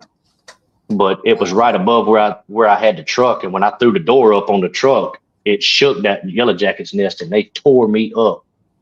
But Wow. the only other time with yellow jackets for me that I've had is I was turkey hunting one time, and I sat down on a yellow jacket hole, and yeah, Well, there was all right. a bird gobbling, and he didn't gobble long after that. I left. Well, let me tell y'all a story. Me and my wife, we were doing that at the very beginning, a cleanup job. It was a leaf cleanup job for a customer, old lady on the lake. And guys, we lost our tail on that job. It took us like 4 days. We might have charged her $150 to do it. We didn't know what we were doing from one end to the other. But in them 4 days, one day, man, I ran the mower over a yellow jacket nest and stopped and jumped off of it. And I tell you what, if there wasn't 200 or 250 yellow jackets swarm out of that nest and just hover over that mower, I just left it running. My wife went over there. She cut it off. I got popped in the head about 6 or 7 times. She got hit a couple times. Dude, they beat the mess out of us. So I don't like yellow jackets. I don't like getting in their hole, but I try to watch out for them when I do mow and everything. But man, they will tear you up. They are peed off about everything. But here's the second story. One of my helpers, he used to work with me. This was before Roberto and all them. He had one leg, and he lost it in a car accident. Me and him worked in the mines together for years, but then he came up to me and said, "Hey, Lee, I'm not doing much, and I can do so much towards my, disability and everything. Do you need any help?" So I hired him on and got him to work with me. Dude, one leg, this joker got around faster than anybody I know. I was like, dude, I know you'd be deadly with 2 legs, but you only having 1 leg, you're something else. And but I remember we were up on the lake one day cutting grass, and I told him, I was like, look, dude, there's a yellow jacket nest right over there, so be careful weeding around it and don't get into it or whatever. He had a hole, and the worst part about it, the hole in his pants leg was with his leg. His other leg, was the fake halfway from the knee down. There wasn't a hole in that pants, but there was a hole in the one with the leg he had left. And they got inside his hole of his pants when he was weeding. And it seems like they waited until probably 15 or 20 were in there before they started popping him. They like got all up in there and all right, hold on. Wait on Jimmy. Wait on Billy. Get him in there. They got him all in there, dude, and they tore his butt up. He ran to the enclosed trailer, threw his pants off. I mean, he was lit up, dude. It was something else. I mean, it was bad. Yeah. I got a question for you, Lee. Is there a way you can post a link for Chad to join? He said he can't go back. He said he can't go back to the top. Okay. Let me see if I can get another one in here. But hang on 1 second. Another question is, you ain't got to answer it right now, but whenever you get your mind right, have you ever been hit by a hornet? No, I ain't never been hit by a hornet, but I heard they're like. They're commenting at Control V. What is it? Control V. Control V. Yeah. But I heard hornets are crazy. There it is, Chad. You want to get in here? Just click that, Chad. It's pretty. It's. I mean, it's pretty much common sense when you get on that. It's pretty easy. About me having to go cut off the lawnmower. I did. I said. Oh, I know. I wasn't even going to tell that part. I saw that quote, Brittany, or that golly, I can't speak. She said she didn't even know I was going to say that I got her to go over there and cut it off. They done tore my butt up, dude. My head was funny. So swelled up. I mean, we both was swelled up. They tore us up. Jay Myers said he spent 8 hours in the emergency room after being stung by a yellow jacket, had allergic reaction. Luckily, we didn't. Right, here comes Chad. Let me switch it to 3. Let me go back to 2. See if that brings talking about hornets. Whenever Chad gets here, I'll tell you about that. What's up, guys? What's up? What's up, Chad? What's up? Am I coming through? I think I'm actually on my phone's service. I can see you fine. Yeah, you're coming. Okay. You're coming through. I got you. Well, I heard y'all talking about the casino, and hey, I wanted to show y'all some things I did today, lawn care related. Okay. So we get back on the subject of lawn care. 10, folks. Hey, I'm proud of myself because I'm not exactly a carpenter by any means, but I did something pretty cool. You know, I took my sprayer off. I think I mentioned it in the video. Yeah. My big spray truck. Well, you know, I was worried about not having a sidewall there. So, yeah, I built this. Oh, here, wow. Which I thought turned out pretty good. I mean, I kind of just rigged something up, you know, just to keep stuff secure. Yeah. Give me just a second, y'all. Okay. That's pretty nice right there, Chad. Yeah, that turned out pretty good. So I took a rod, a threaded rod, and drilled a hole. And obviously the bottom end, and stuck it in one of the hole where the sprayer's bolted down. And then I took. You're breaking up a little bit on us, Chad. Table. I mean, it's not. Yeah, I mean, I wouldn't want to stand on it or kick it. Yeah, but it's on there pretty good, and that's one of the basically just keep stuff. Yeah, from sliding off. Yeah. That's pretty nice. So it's on there pretty good. Yeah, if I'd have known better, I went ahead and bought another board, so I could have went ahead. Go too high. All the way across. Oh, okay, I got you. What kind of trucks are those, Chad? They're like them. I cut it and had this left over. So yeah, I just added it to the end, to the edge there. Nice. Are they NPRs or whatever? Yeah. Yeah, NPRs. Yeah, gas burners. Yeah. I like those. See, I mine's wouldn't have it any other way, man. Mine's a diesel. It's 3.9 engine diesel. It's a Nissan, which my NPR that I had years ago was a diesel too, 3.9 engine. And I like them. So I'm the same like Chad. Hey, he's doing it right, man. I'm the same way. I got one that's open and one that's closed, box truck, but he's right. I saw his video the other day. Hey, man, that's the way to go right there if you're doing lawn care. Chad will tell you. Yeah. Hey, I want to show you something else, too, because I changed the blades on the Skag the first time. I'm curious, Lee, how you go about changing your blades out on the John Deere and tank on your right. So Ray has mentioned this before because it's the same way on his sit down. I think he had a Cheetah. But, yeah, it is a pain. The boat goes all the way through? Yeah, it's kind of – I mean, it's not that big a deal, but like it Ray ain't. said, you have two people. Hey, Chad. Chad, you glitching, buddy. You're still glitching and everything. You're still breaking up. But look, hey, what I do is talking about, because my John Deere 652R was the same way, just like the Scat had the all the way through boat. But what I do is I just bump the top of it with my impact gun. I don't have to get up under it. I can just bump it, boom, boom, and it breaks it loose. So you don't have to get up under there with two wrenches, a wrench and a impact gun, and it'll just bump free. Mine just has a bolt in the spindle. It doesn't go all the way through. At first, so. Yeah. Yeah, mine just bolts straight to the spindle. They don't. Yeah, we can hear you a little bit better. I got you. I think I'm connecting to my Wi-Fi now, so it's kind of going on and off. I just wanted to show you that because that's the first time that I actually changed the blades out on it, and So how'd you have to do it? How'd you have to do it? Explain that again. How you do it? Oh, you went from the bottom and just used your impact gun? Yeah, I just let the gate down, and then I ride it up about halfway, so it's kind of lifted. Oh, and then I get up underneath it and, change it from there. But the Exmark, all you got to do is just take one bolt out and put it back in there. It's not connected to another nut. Yeah. But, this was obviously a little bit different. I mean, I figured it out, but it's not like the Exmark. So, it took me a little time to get it done, But, I wish Skag was more like Exmark when it comes to the blades, changing them out. It's a little bit simpler, but you said you go through the top, though?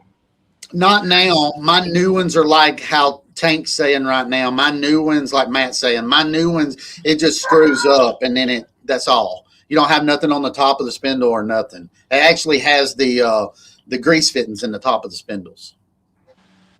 I got you. Hey, that's something. You got grease fittings on your spindles? Yeah, I didn't notice them, but I think they have them on the Skag, right? Yeah, I think so. My new style has grease spindles. My old 652R, that's like you're right, Matt. It didn't have grease spindles, and it lasted for 5 years. Never had a problem with the spindle. So, we'll see how it goes. Yeah, mine doesn't have any grease zerks on the spindles.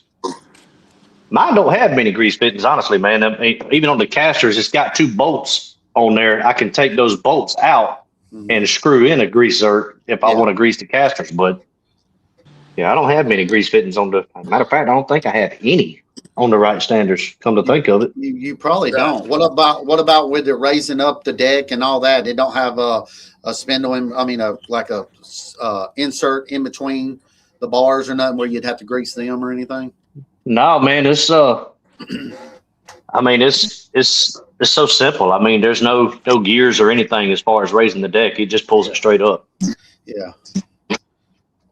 Yeah, mine's got like, my new style only has my old style only had 2, like you're saying. There was only 2 grease places they had. It was in the casters, but the new model has 3 on the spindles and then 2 on the casters, and that's all I have.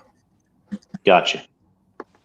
So how y'all handling this heat, man? This we've had a heat wave come through the south. How often do I grease the spindles? Yeah, how do you grease them? Probably about every 60 hours. I don't grease them.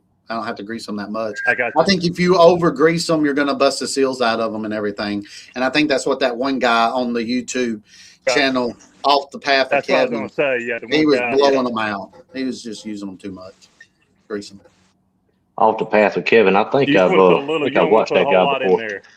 No, and I got an automatic grease gun, Chad, that hooks to a battery that I got from Harbor Freight. It's the same battery that goes to my impact gun, and I'll just hit the trigger and go and done. I don't pack them too much with grease at all. I got you. I haven't greased it yet, so I want to make sure I don't do that, cause the issue. Yeah. But I mean, it's only got like 20 hours on it now, so you're good. Hey, I got another question. Go ahead. Equipment related. I need to get your opinion. So I changed the layout on my new Smart a couple of days ago, and I put The filter I put on it wasn't exactly the one that was on it before. It was a Kawasaki filter, and I've done this before, and it worked out fine. Well, it's leaking a little bit, so obviously I need to get the exact one. Will I be okay for the time being, and I just need to check the oil level periodically and that kind of thing, or should I Yeah. not even run it? No, you can run all it as long as it ain't just pouring out. If it's just barely dripping ever so often, you should Barely, be yeah, fine. yeah. But what I would do too, man, because I've had Kawasaki's for like 12 years or whatever. I always try to get the big oil filters. You know, Kawasaki has a small one and then they have a big one. I try to get the big oil filter because it seems like it runs a lot cooler going through the filter system than, you know, the smaller one. So you could probably ask your dealer or something and see about that. This one was shorter than the original one, but it's a little bit wider, I guess. Yeah. So I mean, I was wondering when I put it on there, but I mean, I put them on the other Kawasaki's, my other lasers, and they've been fine. But this one's leaking a little bit. I checked the oil today, and it's still fine. But I'm gonna run it tomorrow, and I was just worried that, you know, if it might cause a problem if, you know, I continue to run it, but hopefully not. No, it shouldn't. I mean, just keep your oil level checked and all that. Definitely. Chad, what are you doing, man? Are you working in the yard or are you doing maintenance or No, what? I'm outside. Yeah, I wanted to show y'all what I had going on. Yeah. Look like you out there getting bit by mosquitoes. Yeah, trust me, I'm mosquito food. But James said, I've been out there. That guy that I was talking about, he greased his spindles every day. yeah, That's why exactly. he was I coming remember Ray. from. Yeah, I remember Ray talking about that, and it caused the issue with the, like you said, the what was it that busted the seals? Yeah. Right. Busted the bottom seals on them and everything. If you over grease them and everything, it just pushes them out. And I'm kind of like being on that one. That I didn't see his video that he put out on that, but it sounds to me like he was just trying to make up content. That sounds kind of ridiculous to me. I ain't trying to tear no equipment up just for content. No.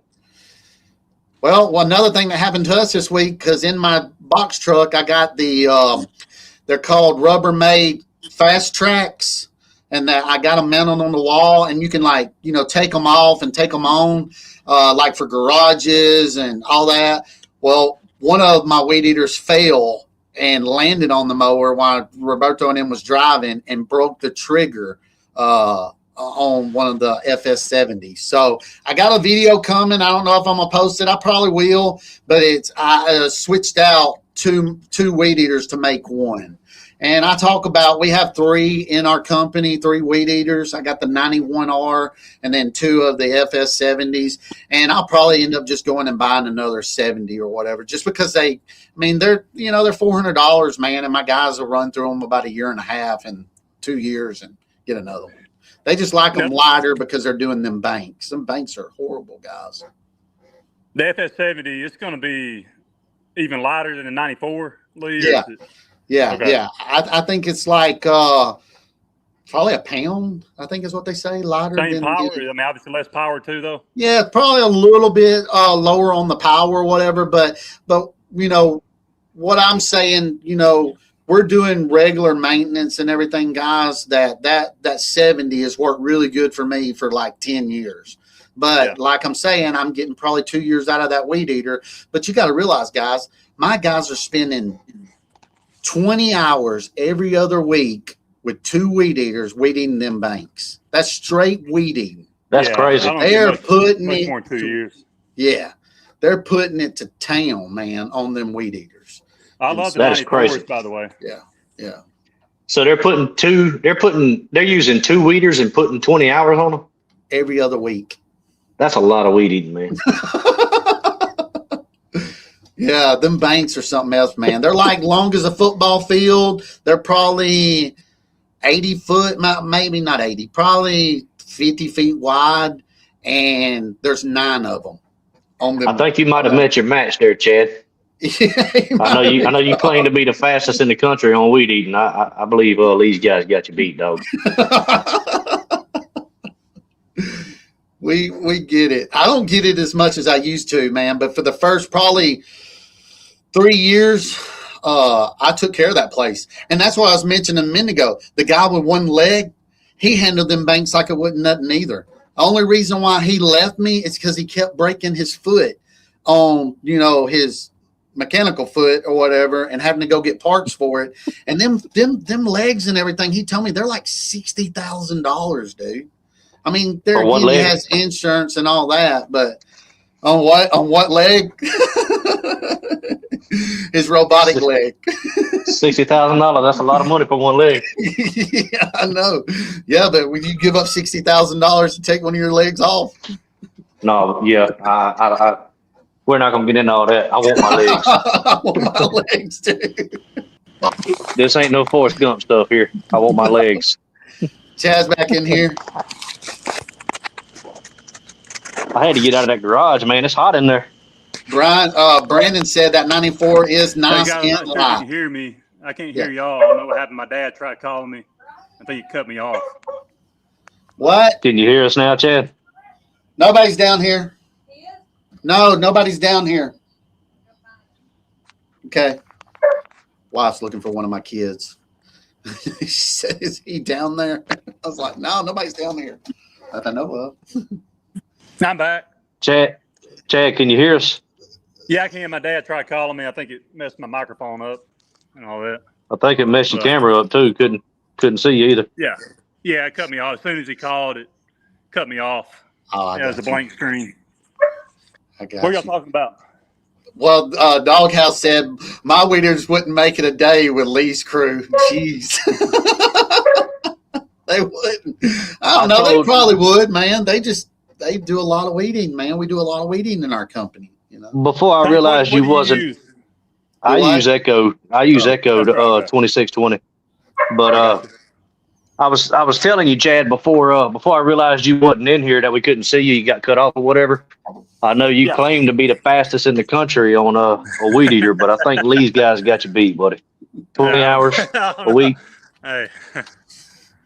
It's 40 hours, but it's two guys 20 hours every other week, not counting all the other properties we do. This is just one property. This is one property that we take care of. Well, I'll be honest with you. Most of the yards I do, it's probably about half and half in terms of mowing and actually weed eating. You know what I mean? If you really think about it. So that's really not that surprising. I can't say that.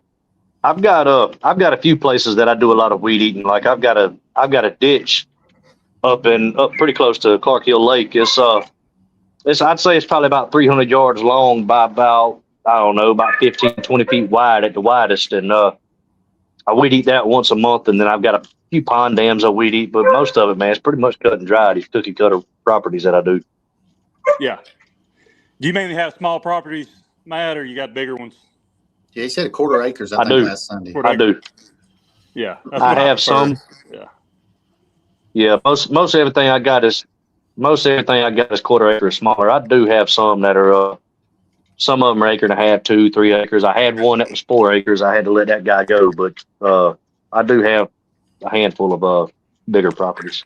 I try to stay away from those as a solo operator, man, because Yeah. the folks around here that have the big properties, they don't want to pay what it's Exactly worth. right. Yeah. That's what I was going to say. It's so much easier to price those smaller yards and people can afford it. Mhm. You know, we tell them minimum 50. I've had a couple yards. I've actually picked up 4 in the last few days. And they've been smaller yards. And I go ahead and tell them my minimum's 50. Well, when you get into these bigger yards, a lot of times they don't want to pay you what you deserve. So, I mean, that's the big issue there is the bigger properties is you need to get the money you deserve, but they don't want to pay, at least in my experience. So I know Lee's got the contract, so it's probably a little bit easier for him to get those commercial, property owners to pay what he deserves. But Yeah. the residentials, and then they'll tell you as soon as the grass stops growing, see you next spring, because they don't want to pay for that amount, to come by. You know what I mean? So I just feel like the smaller yards they've worked for me, and that's what I prefer. And they'll have you come throughout the year. Typically, most of them will. And the bigger property owners, they don't want you to come, when they don't really need it, and pay that money. So Yeah, and then when you go back out there that first time in the spring, they got wild onions and everything else growing out there. That's a foot high. Yeah. Yeah, And they're not going to have you treat the yard, right? I want to treat the yard, so. Yeah, I don't treat yards, so Right. Chad, Yeah, but- Doc mentioned in one of his videos this week, and I want to know if you had one, and I loved mine. And it's kind of cool that he mentioned it. Did you ever have the Steel 90R, the original one back in the day? It was light, powerful. I mean, it was just all around. It was a good weed eater. I'm kind of with Doc. I wish I still had it. I think so. Yeah. I mean, I've had the 111s. Doc mentioned the 130s or 131s. I haven't had one of those in a few years, but like he said, I think Ray mentioned it. They're too heavy and they got too much power. And if you're going to do a lot of brush cutting or really mowing or weeding that thick grass, I think it's great. But not. Yeah. I'm pretty sure I did. You know, I've still got the 91s, which I think they went from 90 to 91, right? Yeah. I got you. So I think it's the same The thing, right? 91's heavy, man. The 91's heavy. It is, yeah. I got prefer to one. use 94. I love my 94s, guys. I love my 94. I know Doc was saying it doesn't have enough power. I think that has to do with the fact that he's mowing the fescue and weeding that thick fescue, which it can bog down if you're weeding in thick grass. But like you said, Lee, the 70, when you're maintaining these yards, it's got plenty of power. Yeah. I can literally edge with one hand, Yeah. one arm with it. So I can't do that with a 90. No. But have you see, I lose focus, man. I lose my mind. I had it when you were talking, and then now it's gone. But it was one of the weed eaters or whatever. Somebody mentioned earlier too the 225 Echo. That's a pretty decent weed eater. I think it was. It is. You'll probably relate to that, Matt. It is, as long as you're not mowing anything or cutting anything that's heavy, no brush or nothing like that. Yeah. You can get by with a 220. Matter of fact, Buster Davis down at New Hope Cuts, that's all he uses is a 225. Yeah. And I started my business with one. I like it, and they're very lightweight. Yeah. And cheap. Hey, can I ask you something, Matt, about the Echoes? I'm curious because I've noticed that this week with it getting hot. I try to make sure that when I pull up, I don't want whether it's my blower or my weed eaters to be in direct sunlight, because as soon as those things get hot, it takes a while for it to crank up. I found myself yesterday actually taking water and pouring it on the top. I didn't have it under the truck away from the sun. So does the Echo do that? Will it have issues cranking up? No, if it's hot? It doesn't, but I can tell you this. I had the combis, the steel combis, and I think what it's doing is getting vapor locked, because every time it gets hot, and mine does that, I just unscrew the cap a little bit, screw it back on, and it fires right up. Well, like I said, I try to make sure I keep it under the truck to keep the sun off it. Or if I forgot yesterday, I would take some water and just pour it on the top to cool it down. And it seemed like it would make it start up pretty quick once I did that. But the Echoes have vent holes in their gas caps. I got you. Yeah. Yeah. But that's been an issue last week with it being so hot, is if it stays in that direct sunlight and those the covers or whatever on the equipment gets really hot, it's going to have issues starting, and until you cool it down. So I was wondering if Echo did that. No, I hadn't had a problem with the Echo. They usually fire up within 2 or 3 pulls. The Steel's always been that way. Lee, I'm curious if you experienced that over the years? I never experienced it with weed eaters as much as I had with the Kubota engine. The Kubota motor that I had, the mower, it was I think it was a Kohler motor that was on it or whatever, but it was a bigger engine. I mean, it was like a 28 horsepower, 60-inch set down Kubota.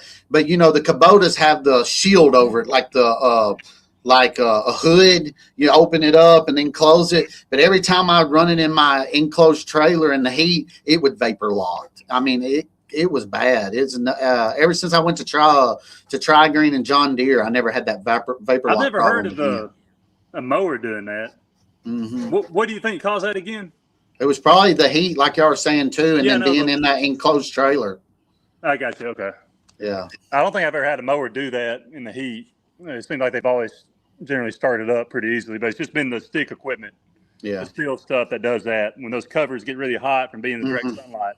Yeah. But yeah. Make sure you guys, Doghouse, and some of you guys that are fairly new. And I was doing this yesterday. If I could remember, I'd put my blower underneath the truck out of the sun, so whenever I got done mowing, it wouldn't be so hot to where it wouldn't start. So I'm trying to remember to do that now. It's getting really hot. Yeah, I think Randall was having problems with his 800s doing that, but I think he was leaving them out in the sun probably too long. That's what it was. Yeah. You're talking about different. The same thing. Yeah. Talking about different steel trimmers, have y'all ever tried the 111 RX? Oh, we got a storm coming in, guys. Man, it's getting windy. We do too, Chad. Ours was supposed to come in a little bit, but we looked at the weather and it don't look like it's going to hit on our side. It's going to get you, Chad. About time, Chad. You need to get some of that storms. I'm about done with it, man. It's thundering and lightning at my house right now. It rained on me. It rained a pretty good while Saturday at my house. It rained for about an hour and a half today here. Hey, guys. Y'all hear that? Yeah, I can hear it. Yeah, it's thundering and lightning at my house, which I ain't complaining. I'm sitting on the front porch looking at it. Hey, somebody mentioned in the comments, as I saw earlier, it was James. He was talking about the 94s that he runs, and he's saying that, let me go back to it real quick and see if I can find it.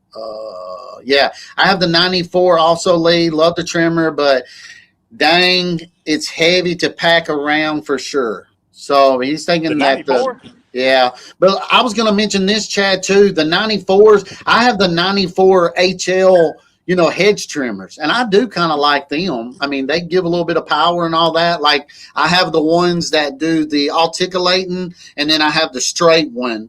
It's a shorter shaft that we can cut around some bushes and everything.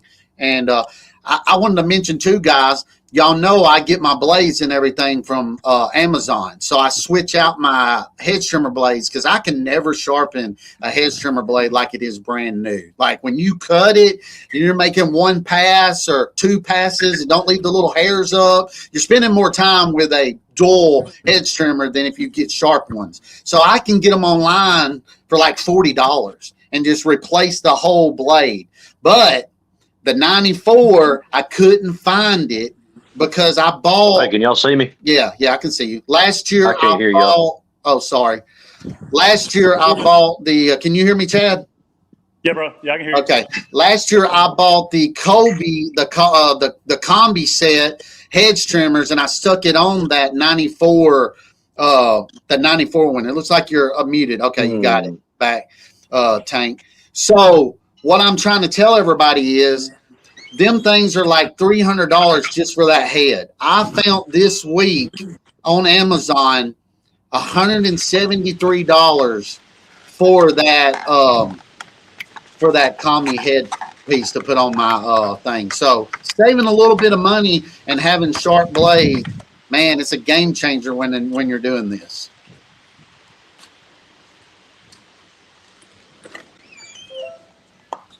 Lee, can you hear me? Yeah, I can hear you. We lost Tank. Maybe he'll pop back in here or whatever. He might have to reset it. I might have to just send it back again and see if he'll pop back in here, because he might not be able to go far enough back to get on. Oh, there. Yeah, here he is. He came back in. Sorry about that. I had a phone call and it knocked me off. Okay. Yeah, the phone calls will get you. Down on the back. Oh, we're starting to get some rain now. I'm getting hit with raindrops. Back to the garage I go. I'll melt, y'all. Well, So, Lee, you're telling me that those blades from the trimmer are good, they're not junk that you buy off Amazon? oh man, they're amazing, dude. They're so good, man. And if they only last a year, you paid $40 for it. Switch it out again. Just every time you switch it out, repack it in with grease. Like your steel grease and stuff. Just repack it with grease. And dude, wow, pretty loud.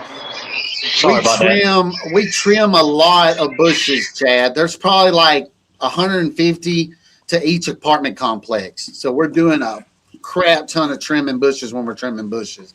And I don't like for us to spend more time trimming them bushes. You get what I'm talking about, where it leaves a little bit up on the top and then you're having to go over it a couple times.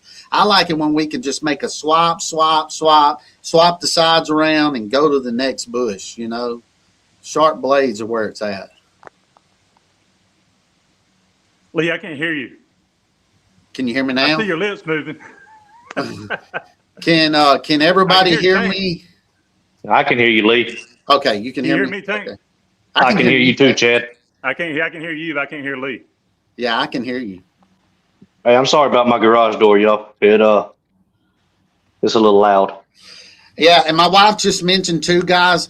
I use this can. Yeah, can you hear Lee? You can't hear me? Can you hear me, Matt? I can hear you fine. Okay. Okay.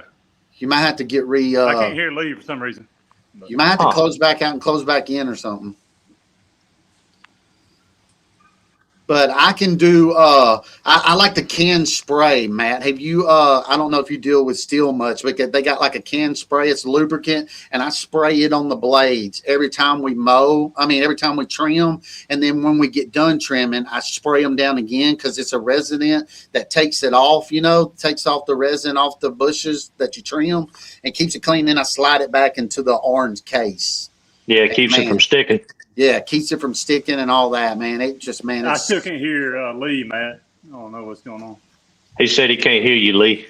Close out of it and close back into it. I got you on, Chad. He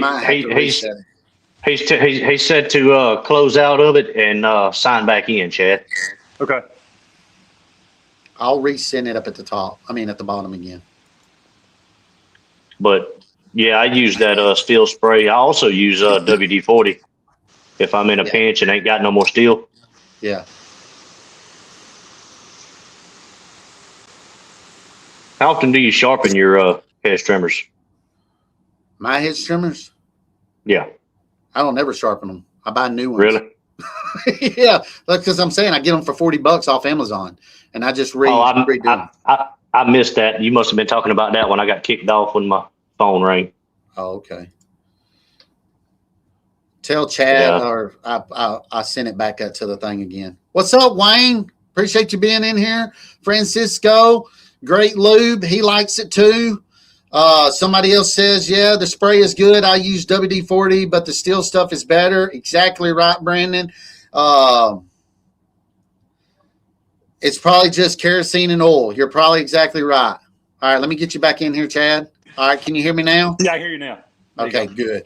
Good deal. Yeah, you was talking about the blade on the hedge trimmer, I think. So, yeah, you think it's definitely worth it? Oh, yeah.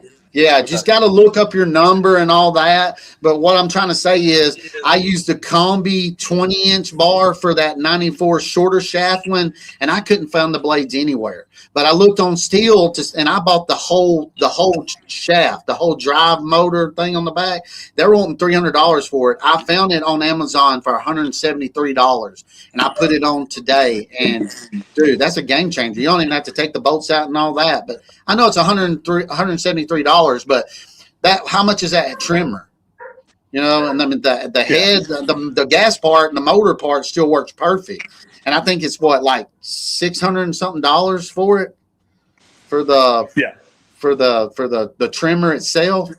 So $173, and that one's a little bit expensive, but like on the smaller handheld ones, I can get them on Amazon for like $40. And then the ones for the articulating ones, I can get them for like $40. And then it comes with the two blades, and you just switch them out and put them back on, Dude, it is flooding at my house. It's raining something serious out here. Shane mentioned it in a video last week, Lee, in terms of cutting boxwoods, trimming them. Yeah. And you got to have sharp trimming. If you don't have good trimmers that are sharp, like you said, it's just going to leave like strings. Yeah. It's not going to cut them cleanly. And it's going to take you forever. You can cut stuff that's kind of sticky, it's got sticks. And stuff like that if it's not very sharp. But those boxwoods, you got to have. Yeah. They're going to look right, and you're going to trim them fast. It'll have sharp blade.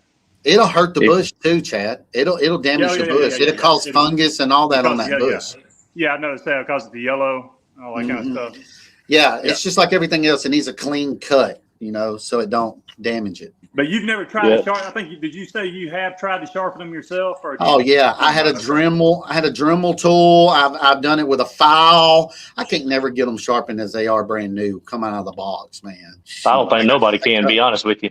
Yeah, but then I still struggle with it on trying to cut with them and everything. It seems like if I did get them pretty sharp, they might last, 5 or probably 15 bushes, and then they're back dull again. They're not like a brand new one that maybe I'm not getting the cutting edge right, just like on your lawnmower blade and all that. And it's, it's just not, they're not connecting together, cutting good. Right. but I can never get them to do right. I just buy them.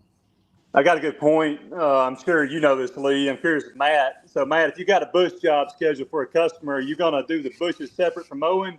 You're going to try to schedule Yes. it the same day you mow? I'm gonna try to do it the same day. I thought Yeah, you meant, am I exactly. gonna charge them different?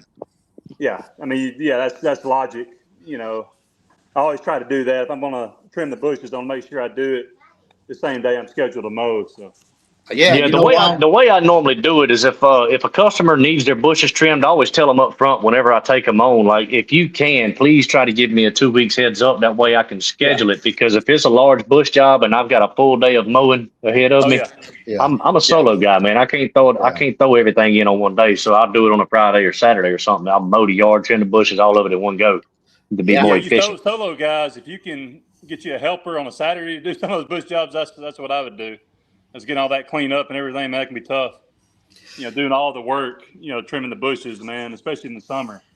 I mean, you wear I yourself out. use the mower too, man. What we do Oh, is yeah, like these yeah. apartment complexes, man. We'll trim the bushes, blow out the flower beds, and then I'll use the mower and put down the grass flap or whatever and mulch them bad boys up. Yeah. Don't even try to rake them up and haul them off. And one thing, you know, having the walker, I know you had the walkers back in the day, Lee. Yeah. And I will use it, but I'm not going to use it if they're thick stemmed trimmings. They'll It's get gotta stopped be up kinda in light. the blower. Yeah, I don't Yeah. want to suck. I don't want to suck up them big sticks or limbs. Not you know, only that, these if it's something that's real big too, it'll mess up that blower fan. Yeah, exactly right. Yeah, yeah. So honestly, Yeah. I'll take the Laser Z, kind of like what you were saying, Lee, and I'll kind of mulch stuff up, and then I might suck it up with the walker. But I'll kind of blow it in a line. That way, it kind of just chews it up into smaller pieces, and then I'll take the walker and bag it up if I need to, or I'll use that accelerated bagger. I love that accelerated bagger. I had one and I modified mine before YouTube, before I ever started doing YouTube. Chad, I know you got the extension that you bought. Well, I built me one and Right. made it an extension on my accelerator bagger and everything. So I used to use them as well too, man. And having that extension, you're right, man. You can get so much more. Dude, And- yeah. But it's heavy. It's heavy when Yeah. you go to dump that thing out, especially if you're It'll dealing fit a with lot wet of grass. lives. I was Yeah. using it yesterday to Mhm. bag a couple of yards, and it will stop up if it's thick. Mhm. I was noticing that yesterday. I'll post a video talking about it tomorrow that I did from yesterday. But yeah, it'll stop that mouth of the chute on that bagger. So I was doing a yard with that, and I was thinking to myself, I really needed the walker to do that because it won't stop up as easily. Right? I know Yeah. Matt used it, but yeah, I was telling, I think his name is G&G. I forget his name, but he comes to my comments a lot. I try to use the walker the least amount as possible because there's so many things that can go wrong if you're not careful. You don't really know what you're doing. You Mhm. get some guys that work for you that don't know, like, you know, a guy that I had a couple months ago that I let go. A week before I let him go, he ran over a brick, and I don't know how it didn't Oh, mess my up the God. walker. I don't know how. I thought it messed the gearboxes up, and luckily it didn't get shot up to shoot because that's happened to me before on a Navigator years ago, and it caused thousands of dollars in damage. It messed everything up. You know, the impeller, it messed all the belts broke. He shot a big rock. He ran over a rock, a pretty big one. God.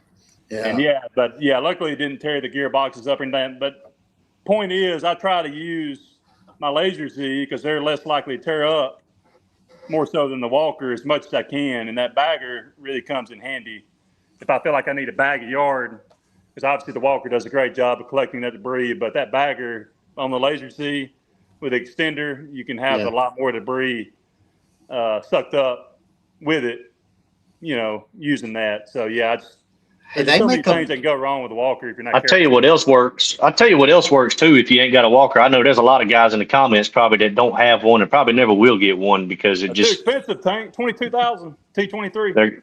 they're crazy. But what I used to do before I bought a walker, I've got the grass gobbler and I used to have a grass catcher. It's kind of like the accelerator. And what I would do is I would take the door off of the back of it and I would take a tarp, fold it in half, Yeah. and make a bag out of it, sew the sides together with zip ties. I don't know if y'all ever heard of Grow It, We Mow It, but I Yeah. saw him do that one time, and I started doing that on my bush jobs. Man, please, you talking about making short work of cleanup? Right. It'll knock it out. Yeah. If you can get something sturdy enough, I guess, not hit the concrete or run it over the concrete and rip it. But Yeah. Well, yeah, you got to have a heavy duty tarp. I wish I'd have done videos back a long, long time ago because I refurbished a complete walker, man. I took it completely apart and put it back together, painted everything on it, repainted the deck, repainted the everything. It looked brand new.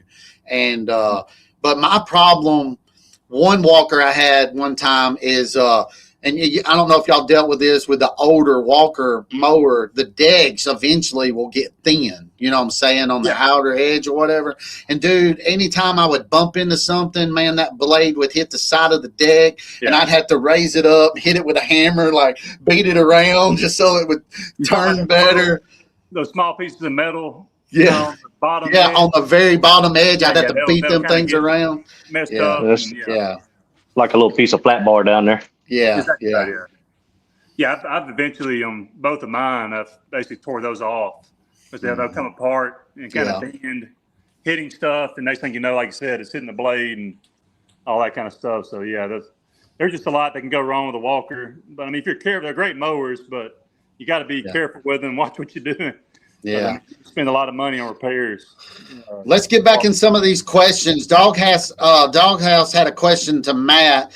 He said, "You sharpen your hedge trimmers, Matt.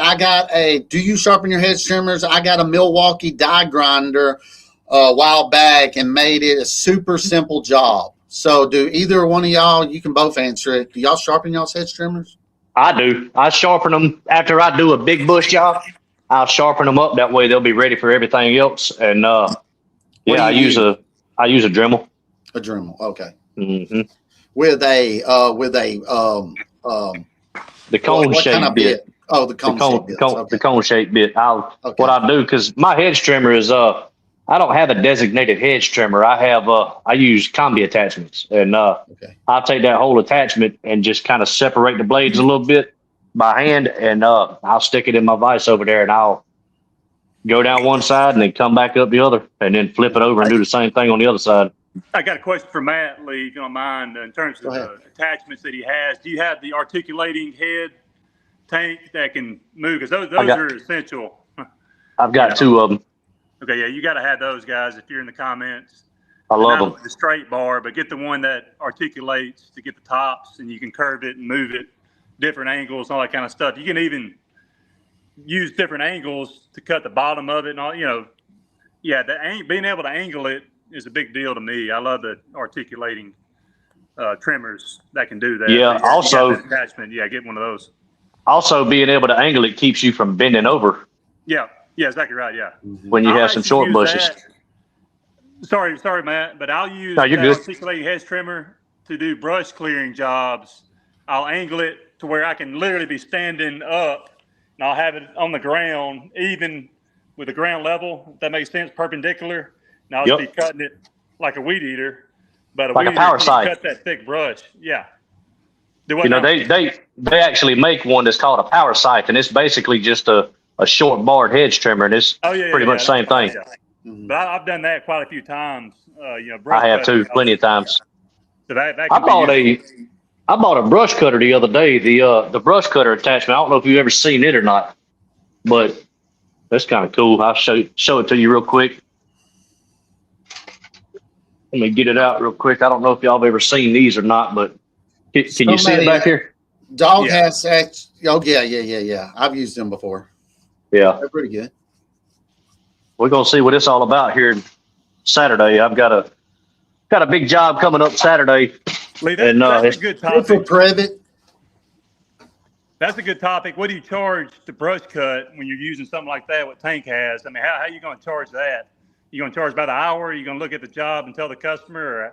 That's something that you don't do very much. So I've never really been good at pricing those jobs personally. I guess it's one of those deals where you get the customer a price, maybe you give them an hourly rate. I really don't know. So how do you do it, Lee, when you do a brush cutting job like that? Just been doing it for so many years, man. Just looking at the job and seeing what we can do and accomplish in that amount of time or whatever. We did one last year, and it was probably, I say we had to go back probably 4 feet. It was probably 150 feet long. Now, again, I have, chainsaws, pole saws, all that, cutting it back, and I put it in my dump trailer. It took 1.5 loads of the dump trailer. I charged $1,800. Wow. And we done it in probably 4 hours, 4.5 hours. So the bush trimming jobs can pay you well, man, when you're cleaning up people's property lines and everything, I mean, but there again, I don't have the equipment like Ray has and all that, but it wasn't that thick or anything, but it was a lot of, I had 3 guys and me, and it was just a lot of physical going through, cutting. Another guy was toting, throwing it into the dump trailer, and we was just, like assembly line working, getting it all done. So were you paying for the hauling it away and dumping it, or where were you dumping it? Yeah, taking it to the dump. Back then, my dump was $1 to dump. Now I take any $1, man. Amazing dump, 15 minutes away. They shut it down because some people was complaining down the road about it. They got 60 years left to dump there, the dump site. And now Walker County, where I'm at now, you have to take it there, which is 25 minutes away. And to haul with a dump trailer, it's $100 plus. So I dump for free. Difference. I wish I could dump for free. I could on my property and burn it, and I used to do that, actually. I used to bring it to my house, and I had a big burn pile on my property, and I'd burn every time there. But since I built a new shop down there and built that parking area and all that, I don't have a burn pile no more. What about city pickup? Do you and Matt have city pickup? Or do you I got county pickup. I got county garbage. They'll come and pick up. It ain't city. Now, the city of Augusta over in Richmond County, I live in Columbia County. It's right outside of Augusta. And, but the city of Augusta, they do have pickup. You can, any kind of organic material you can put out by the road, and they'll, I guess, I don't know how it works. I guess when the trash company comes by and sees it, they'll call somebody, I guess. I don't know, but we can't do that here in Columbia County. Yeah.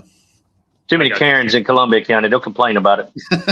Right. Hey, so you got a question too. Doghouse asked you, Chad, do you have any chute blockers on any of your mowers right now?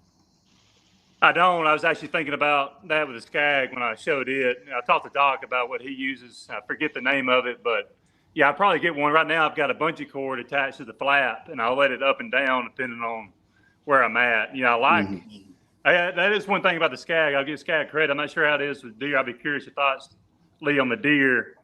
It really does disperse that grass really well. Like the X-Mark will shoot it out pretty far, but it'll leave.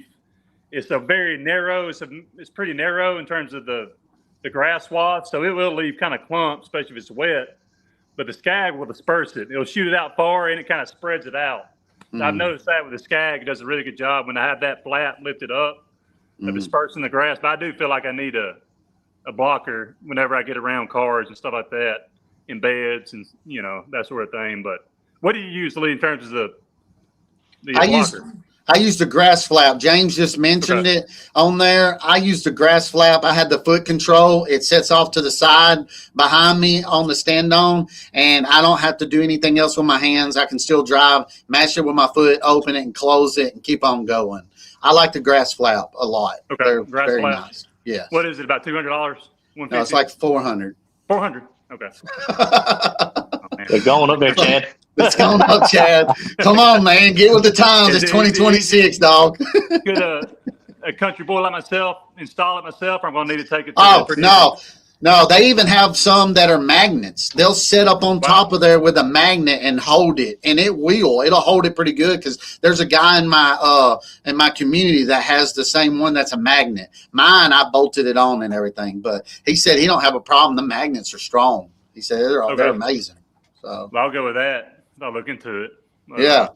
But I definitely need one. I had one that was foot control on the X-Marks in the past, but I got away from that. I took it off because that rubber flap ended up ripping and tearing up, and it just got to be in the way. So I ended up taking it off, but they are useful. And you can really use it to mulch.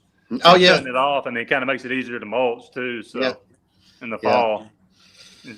I don't know about the grass flap, but I got the Green Guard on my 36, and I love that thing, man.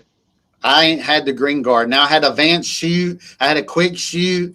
I didn't like either one of them. And then the grass flap is the I've only went through 3 of them so far, and the grass flap has been amazing to me. Now yours is probably the same. It's probably good too. I never used it. I think Lee, it's now I'm basically the curious. same thing. Hmm. So I mentioned about the Skag dispersing that grass. The grass clippings really does a good job dispersing it as it slings it out. What about the John Deere and the right? Does it do a good job of that, or leave clumps? Depends on what blades you got on the rights. Yeah, same way with the John Deeres. I like the high lift blades. I like the mulching blades during the wintertime during leaves. But I put mulching kits on my mowers, and I've told y'all before, we go weekly on our leaf cleanups. We go bi-weekly on our grass, and I like the high lift, and it just blows it out there further and disputes it a whole lot better. Okay, yeah. I use the Ballard Ripper blades for leaves. They seem to do pretty good for me. Really? Is that the one with Yeah. the two? It's got like two blades connected to the spindle. No, Or that's X blades. That's X okay. blades. Have you ever tried that? I've heard it's kind of rough on the mower though. I have it. I'm scared to be rough I'm on that scared too. spindle. Man, I'm scared to I've be heard rough that, on that spindle, man. That's The putting a spindle's lot. $400 for a right. I don't know what it is for Gotcha. everything else, but It's pretty high for John Deere too. They're proud of their name. I've gone. Yeah, I can imagine. I've seen reviews of the X blade, and that's the one consensus that I've known or found that Now it's look. hard on the mower. And the Now, I spindle will tell and all that. you, I think an X blade would be good for y'all's walker mowers because walker mowers are dry shaft, as far as the blades go. So it's not that much stress on it than it is a pulley system one or whatever. I feel Yeah, like. the PTO driven. Yeah, they're PTO driven. So I've heard a lot of people use the X blades on walker mowers. Okay. Especially when they're mulching leaves to blow up into their bagger system, it mulches down just a little bit more. But I don't know. I ain't never had them on. I'm not altering anything on my walker. Them things cost too much doggone money, man. Yeah, I agree with that. Yeah. Yeah, I'd be nervous about I don't that. have them no more, so I can make y'all do it and hurt yourself. It's ridiculous. I mean, it is outrageous how much they're asking for a doggone lawnmower, man. Yeah, oh, yeah. Yeah, hey, I mentioned on the video a while back, and actually one of them is low now. I bought the wheel assembly mat for the hopper, that goes below the hopper. Mm-hmm. That was like, I think it was either $500 or $600 just for that, just for the two wheels and the assembly. And now it's got a little bit of a leak, so I need to put some of that slime in there because I'm having to fill it up with air. One of them comes with two inflatable tires. The one that I have, Matt, I don't know if you have the solid or what, but It's inflatable in the back. yeah, that's what I have. And one of them's already leaking air, so I need to put some of that slime in there. It's a slow leak, but it's definitely, I'm having to fill it up daily. And of course, it's got the other one that's fine. Just kind of holds it up, but it's kind of a pain to have to worry about filling it up because you can see it's kind of sinking a little bit lower than it normally would. Both of them were good, but Elite said $500 just for that. Yeah, Elite said he got the grass lap for $300 for installed for us on the Skag. So I mean, he got them for $300. So that's pretty good. His dealer put them on for him. Talking about installed. That's what I'm thinking. He got them installed from his dealer for $300. That's pretty good. Why did you go away from the walker, Lee? You do a lot of big areas anyway, so I mean, I guess it doesn't really make a lot of sense to use a walker on those. I was moving moving weedy grass. I was moving more to commercial, bigger size properties and everything, and it really didn't. Oh yeah, you know what I'm saying. I mean, if I was doing cooker cutter yards like y'all are, quarter acre yards, they want them bagged, they want them looking good. We don't have that a lot, and we don't have a whole lot of subdivisions in my town. And I knew the way I needed to go to grow my business to get more pricier yards and all that, because I'm in such a rural area. That's why I kind of shifted away from walker mowers. Yeah, it's going to take you a whole lot longer to mow those bigger properties with a walker. Yeah, it makes no sense, especially if they ain't worried about it being bagged and all that. But yeah. Chad Doghouse wants to know if you got your truck fixed, the non-starting issue. Truck fixed. Oh, you talking about my Sierra? Yeah. Yeah. I've been having I think there's some kind of battery drain. I've taken it in on occasion, and they can't seem to find what the issue is. And what it is, as long as I start it daily, it's fine. But if I let it sit for longer than a day, especially when it's hot like it's been recently, it doesn't have enough juice to crank it up. Have you ever replaced the starter on it? I haven't. No, it's only got like 30,000 miles on it. But Did you buy it brand new? I did, yeah. I've almost paid it off. I've only owed like $3,000 on it. I'm thinking about getting a new truck, Chad. I am thinking about getting a new truck. Here it is right here. They're expensive, man, but I like your color. I was actually looking at that color before I before I started watching your channel and saw you had that color or whatever. Is that the 2500 or 1500? 1500. 1500. Diesel Now, or do what? is it diesel or gas? That's gas. It's 5.3. Because I know they make a 1500 diesel now. They've been having a lot of issues with the 6.2s, by the way. I don't know if you've heard about that. The 6.2 engines that Chevy, GMC's come out with and having a lot of problems. Yeah. Is yours an AT4? AT4, yeah. Yes, AT4. That's a good looking rig. I like the AT4s. Those are nice. I'm looking at one. They're happy about their price, Chad. I think I got quoted like 84,000. So I got mine for 65 back in 21, October 21, and I owe like 3,000. So I'll probably pay it off in the next month or two. Thank God, that'd be nice. Yeah, that it paid off. So, but I mean, it's We're only not gonna talk about 30,000 that. miles on it, like 30, 32. So I'm actually still worth. It's worth a good bit. I'm actually at least get 40 for it. You rode that thing a lot from 21. My wife's car, we bought her the Honda Santa Fe. You know, they redesigned them. Kind of looks like a Range Rover or whatever, but they redesigned them, and it's like it's part electric, part it's a hybrid. So that thing gets like 600 miles to a tank, and it's amazing. Go to trips and everything, 3-row seats and all that. It's a very awesome car, but we've had it for 2 years now, and it's already got 27,000 miles on it. So I mean, So, yeah, you not rode yours much to be in 21. Yeah, I think I've got an oil change I got to get done this week. I told my wife she needs to take it in, so I'm gonna have them check it again and see what's going on. If they can find if there's a drain coming somewhere. And of course, all the computerization and everything with these new vehicles nowadays. I mean, you just never know. There could be a module that's turned on and it's running when you don't know.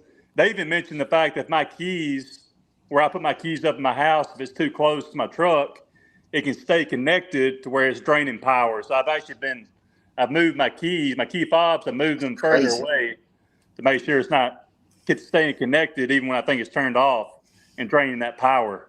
That's been my only issue with the truck is ever since I changed the original battery out, I've had issues with the battery.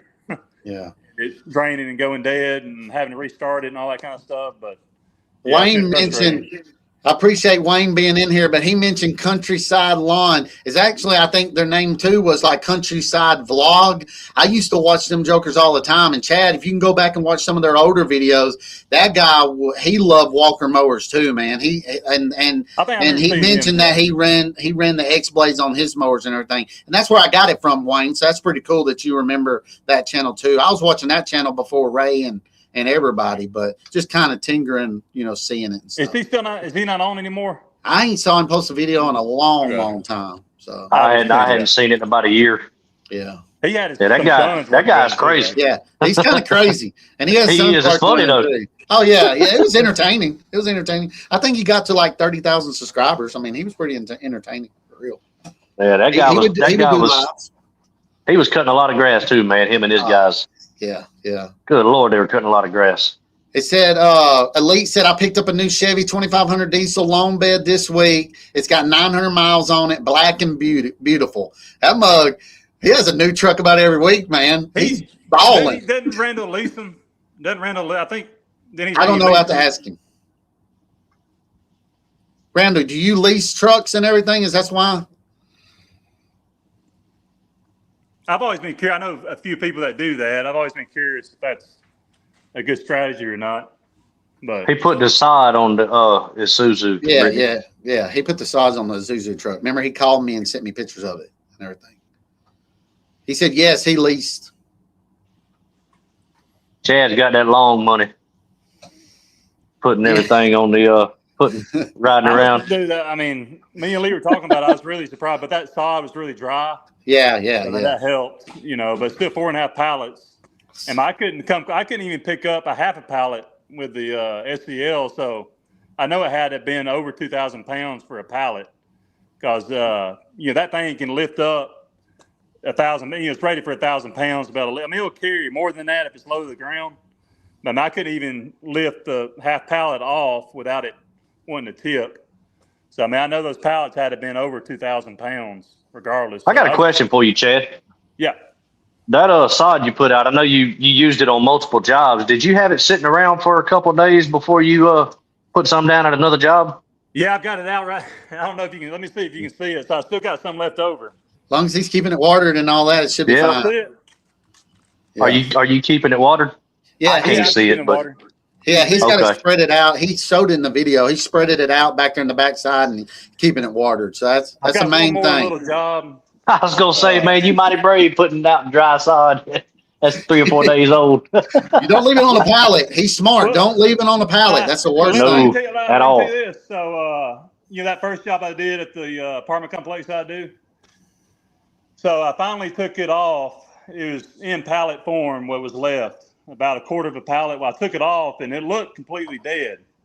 Well, I've always been told Bermuda is pretty hardy, and as long as the roots aren't completely dried out, I mean, it will eventually get going again. So sure enough, I put some out at a customer's house. It's been probably about 2 weeks ago now because, the guys actually mowed it this past Friday. And I was asking her because it looked completely dead. And I told her as long as you water it daily and it's getting good sun, that Bermuda should revive itself and start green. It had some green sprigs in it, but it looked completely dead. And sure enough, I asked her and she said that it's greening up after it looked completely dead. So as soon as I got it off, I spread it out, just kept watering it and hope for the best. But luckily it's survived. So the Bermuda is pretty hardy, right? I mean, Oh yeah, around my area, Chad, people are planting it year round. It'll be in complete dormant, and they'll plant a whole yard, and then come springtime, it pops up, or whatever. It's very hardy or whatever. You can sprig it can't hurt too. it. I know a lot of people that sprig it, just put out, and that Bermuda will spread. I mean, Yeah, I don't Bermuda have the patience spread. for that, but I've known I people put that out- sprigged Bermuda. I laid and they'll spread. 2,500 feet of Bermuda at the beginning of February this past year. Did you? I did, and Wow. it turned out good. Hey, and It's 4.5. I picked up another side job yesterday. Actually, Dang. I'll tell you, three pallets. It's in the neighborhood. They had a pool put in, so obviously the pool builders kind of messed a portion of the yard up and around the pool. So we're thinking it's going to be about 3 pallets, and we agreed to 2,500. So I mean, the side's going to cost me probably 600 if I get it from the same place. I just gotta use that Harley rake and rake it out, smooth it out a little bit, and slay it. Mhm. So he agreed to 2,500. So I'm pretty stoked about that. I feel like it should come out pretty good there. Yeah, that's good. That's awesome. That's pretty good for 3 pallets. Yeah, Mhm. Bermuda. Yeah. See, the Zoysia was. I got it for a good deal. I asked Ray what he gets his for, and I think he said 375. I got the Zoysia for 265 That's contract really price. good. That's really Yeah. good. Well, what is it in your areas? Zoysia. Mine's probably close to 300. I think we mentioned it that other day, but I think I'm pretty close to 300. My 419. Yeah, my 419 Bermuda is going to be a lot cheaper. I can get it around probably right at 200. Right.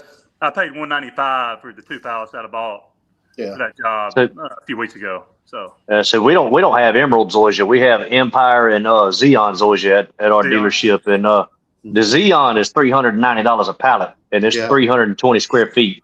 how is And, that in shade? Is it even better than Emerald and Myers About the Zoysia same. in shade? And the It's about the shade and same. everything. Oh, It's just a higher sheen. That's all. Because that's what I'll tell people is if you got a yard with shade and some trees, I mean, Bermuda loves the sunlight. So if you're not getting a lot of sunlight, that Bermuda is going to thin out, kind of like that job that I did the other day. And I recommend putting Zoysia in because it's going to be a lot more hardy when you got a little bit more, shade in the yard. So that's one thing that I tell people. Obviously, I'm sure y'all know that, but some of these young guys may not know that. Yeah. Another good one for shade too, if you got it in your area. It's actually 2 real good ones for shade. If you've got a lot of sandy soil, you can do St. Augustine. That does extremely well in the What shade. about Centipede? Centipede. yeah, Centipede, it'll be better for us. We can't grow St. Augustine that good over where I'm at in Alabama. We can't It either. won't grow good.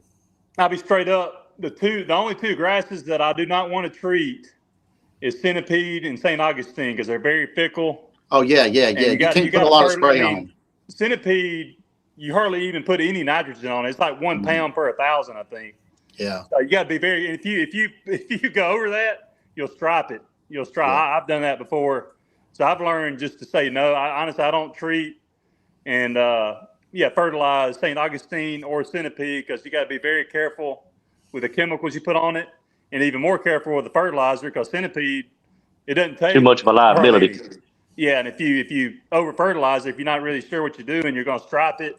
you know what I mean? When it comes to, striping along with the fertilizer, you're just going to have certain areas looking more green, that kind of thing. So yeah, you can definitely turn out that way if you're not careful with centipede, because I've done that before. So I prefer not to treat centipede if I can avoid it, because it's too Another good one too for shade is Celebration Bermuda. I don't know if y'all have any of that around there. Yeah. I ain't never heard of it. Yeah, that's a beautiful turf, man. It's expensive though. I got some for my backyard. When we built this house here, they didn't completely sod the backyard once they ran out the allotted amount, and I had to sod the rest of it, and that's what I got Celebrate. It actually blends in pretty good, the 419, but it is thicker. It probably doesn't grow quite as tall. So I guess that's a good thing, as 419 does with the shoots. But it's slightly different in terms of, it'll get a little darker green, but it blends in pretty good. I mean, you couldn't really even tell unless you're a lawn guy like us, if it's different or not. I mean, to the average person, you're not going to be able to tell or notice the difference between 419 and Celebration, but I can definitely tell, and I like it. Yeah, so I agree with you, Matt. I've heard that. It is better in the shade, Celebration Bermuda. Now, we all have bi-weekly yards and everything. What is y'all's mower setting on far as the level right now on your settings as you're cutting? I bet 2.5 on everything. 2.5. You don't switch it out throughout the year. You don't raise it up a little bit throughout the year. I do. I mean, I say everything. Most of my stuff is 2.5 right now. I've got some that are at 3 right now, and I've still got a few of them that are not as lush and nice. They're at 2, and but I've got people that want me to go down to 1.5 inches, and I refuse to do it. I refuse to do it. Yeah. You got to tell them, this is something that's been an issue for me with customers doing that. If you're going to want it that low, you're going to have to cut it like every other day. So, I mean, unless they want it cut 2 or 3 times a week, you can't cut Bermuda that low unless it's super level and smooth. You're just going to. Not only that, it's bad for your mowers, man. For one, you're going to go through blades a lot quicker. It's going to wear those blades out, and you're also going to go through a lot of spindles too. Right. You're going to burn that grass up too, man. That sunlight going in there, it needs them leaves to come up, cover up that soil, keep it moist as much as it can. Not let that sun burn it out and turn it brown. You can't mow it that low with a rotary mower either way. I mean, anyway, really. No. I mean, you can do it with a what do you call it? The golf course style mower, the real mowers. Real mowers. But it's going to have to be flat and smooth. Every one of my mowers will go 1.5 inches. It ain't gonna look good, but they'll go down. It ain't gonna look good. Yeah, you're gonna be busting some sprinkler heads too, the tops. See, Randall said mostly he's at 4.5 right now. I don't. I'm gonna be honest with y'all. I don't try to go under 275. I try to keep them up, and then throughout the season, I can get up to where we're cutting some of these properties. Like when we're like we are right now, and a little later, we'll be up to like 325. I mean, I've been at 350 before on mowing.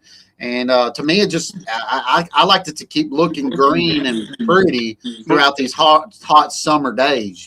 What are you primarily cutting where you're at, Lee? Are you cutting mainly Bermuda or mainly Bermuda? I'm mainly cutting Bermuda, and I'm cutting centipede and weeds. And weeds. And them weeds, I can't wait for them to die off, dude. I'm so sick of clovers right now with the balls. These companies, they won't let me spray them. So that yard that you treated a while back, how did it turn out? Oh, it turned out great, man. Besides, he had weeds all up by the sidewalk and everything. That's all he had up there. Now it's all dead and it's all dirt and everything. And I'm like, he's like, I don't have nothing there no more. I said, you didn't have nothing in the first place. That's why. I said, we need to put some sod down or eventually it'll spread, but he don't want to spend the money for sod, but he's proud that he don't have all the weeds or nothing like that in his yard no more. So Randall, Bermuda is a lot easier to deal with, man. There's hardly any deck scraping with Bermuda grass. Yeah. I got a question for y'all though. Do y'all aerate? Yeah. I don't aerate. I've got a couple this week. I wanted to do them this weekend, but I didn't get a chance to do them yesterday. But I got 2 in the neighborhood that want me to. You can make good money doing it too. You need to charge, right? But do you rent an aerator or do you have one? I've got that X-Mark. I'll show it to you if you can see it. It's a stand-on? Is it a stand-on one or is it a push-behind? Oh, push-behind. Okay. Oh, okay. Walk behind aerator. Yeah. But I've got a customer that has one that you can actually attach it to the walker. He got one from Amazon. Yeah, I saw them. And I'll have my son stand on the back of it instead of putting blocks on it. And it does a really good job. He'll let me use it. So that's what I'm going to do. It's a whole lot faster. I mean, and it'll get really good plugs. Mhm. So I'm going to do that this week. I'm going to, he don't mind me borrowing it. I'll borrow it and hook it up to the walker and drive it around and aerate these yards real quick.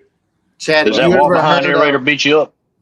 oh yeah, walk behind aerator beat you No, up. I tell you They'll what, run that you to death. export, it's a whole lot. I've mentioned it in videos. I bought it off Marketplace about 3-4 years ago, and it's a whole lot better than those Rhines. And Yeah.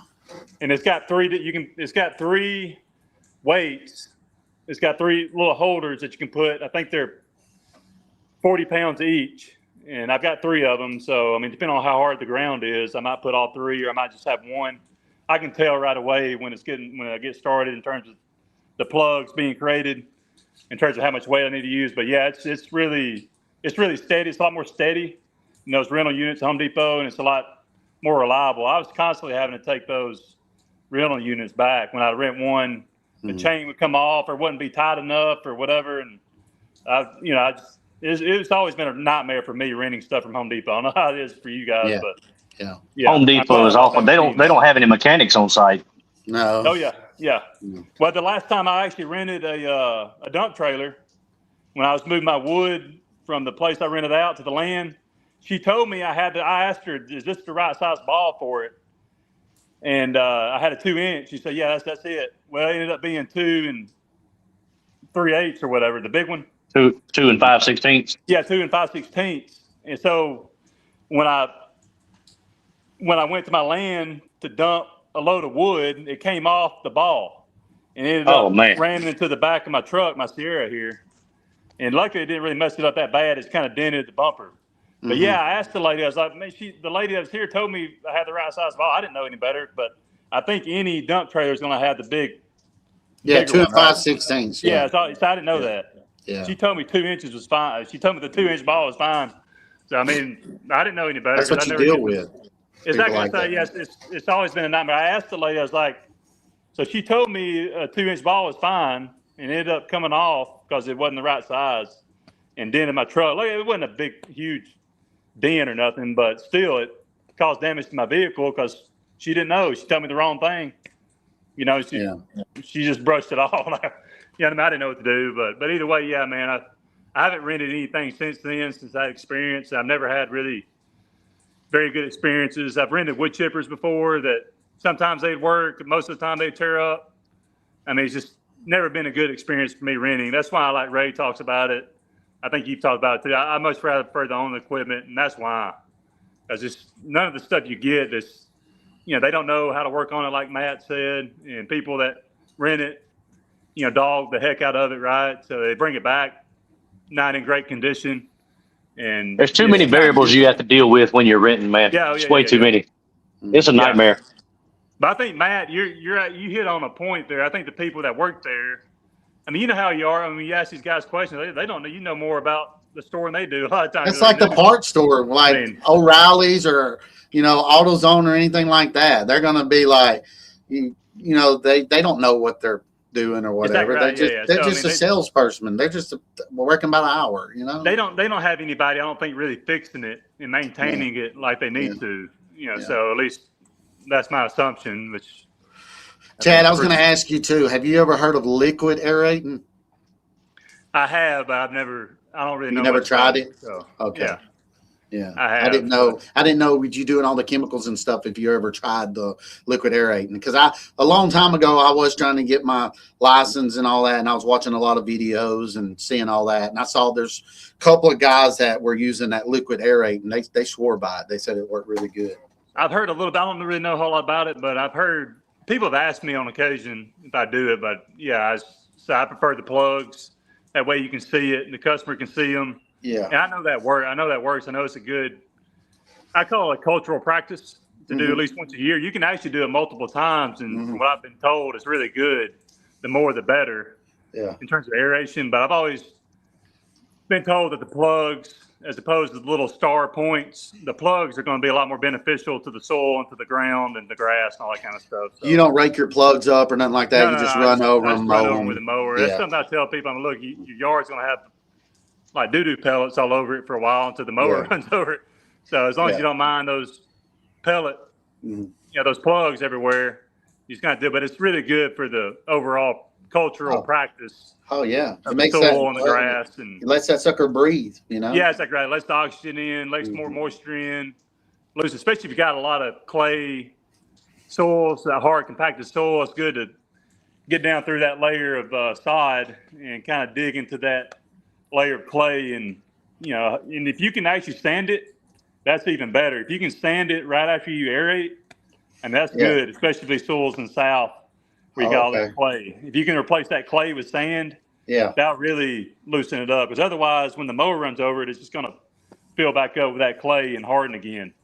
So, I mean, if you gotcha. can get those soils more sandy and top dress it right after you aerate, that's a really Yeah. good thing. But top dressing is really expensive.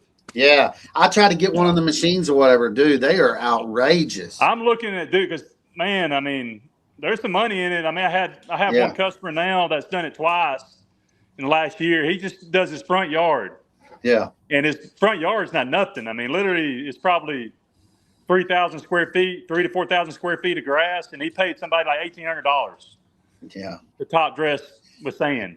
Yeah. And Yeah. it couldn't have been that much sand. It couldn't have cost more than a few $100s for the sand. But Yeah. yeah, people are paying really good money to have it done, and not many people do I it. thought So about doing that. I too. thought about doing it with the machine now, the SCL. And It's a lot of work if you're actually trying to level it, though. Yeah, but hey, I'm saying Chad, I really want to works. bring up too, man. Chad, I love that you use that baseball rake. Remind me back in the day when I was playing baseball, and that was part of our Yeah. job. We had to hand drag the whole baseball field after every practice and everything. I was like, man, he's bringing back memories. Have you ever thought of that though? I mean, I No, thought no, that's a great idea. I've always put like one, just hook it to the mower and drag, an area and everything. But I've seen it. Dude, yeah, it that's smoothed it out. I it mean, smoothed it out.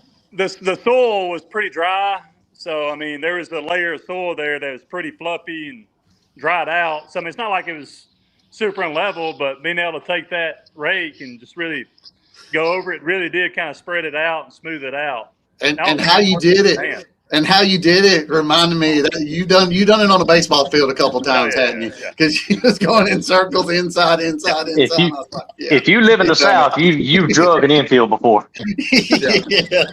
and you've tamped the batter box at home plate too. Oh yeah. yeah. I was a Done it catcher, all. so, yeah. Yeah, definitely. That's pretty awesome. As far as spraying beds, what do you guys use, man? Is glyphosate? Yeah, just glyphosate. Yeah. Yeah, I got the Roundup Pro. Anything that has the glyphosate in it, and you want to make sure you get a sticker. A lot of them have a sticker in it. Sometimes you got to mix it. A lot of people use dish soap. I used on dish soap, putting ours. Ranger Pro has a sticker in it with the glyphosate. It's not very expensive.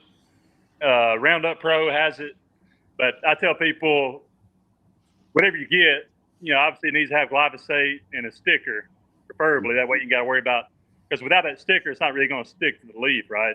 Yeah, you want a soapy stick. Yeah. Right. So yeah, I've been using FarmWorks. It's got a surfactant in it. yeah, Okay. yeah.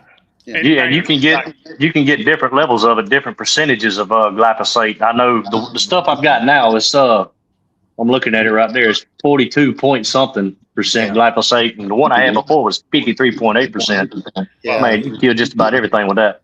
Yeah, that's kind of more like they try to say it's like the year-round type stuff or whatever. I It's think it's like expensive. something 64 or something. What do they call it? Can't think of it, but you can get it at Tractor Supply. It's in the purple bottle or whatever. RM34 Yeah, RM34 or whatever. Does But it have that? or RM42. I can't remember what it is.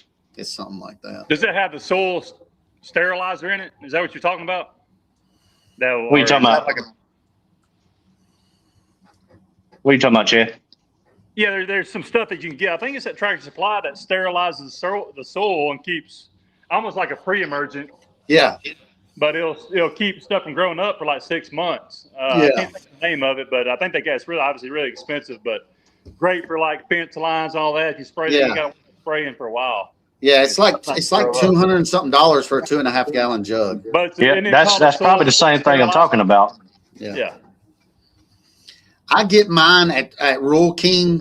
It's like Farm Works, I guess, like you're saying too there. But I pay $480 for 33 gallons, and Wow, it's that's a lot. concentrated too.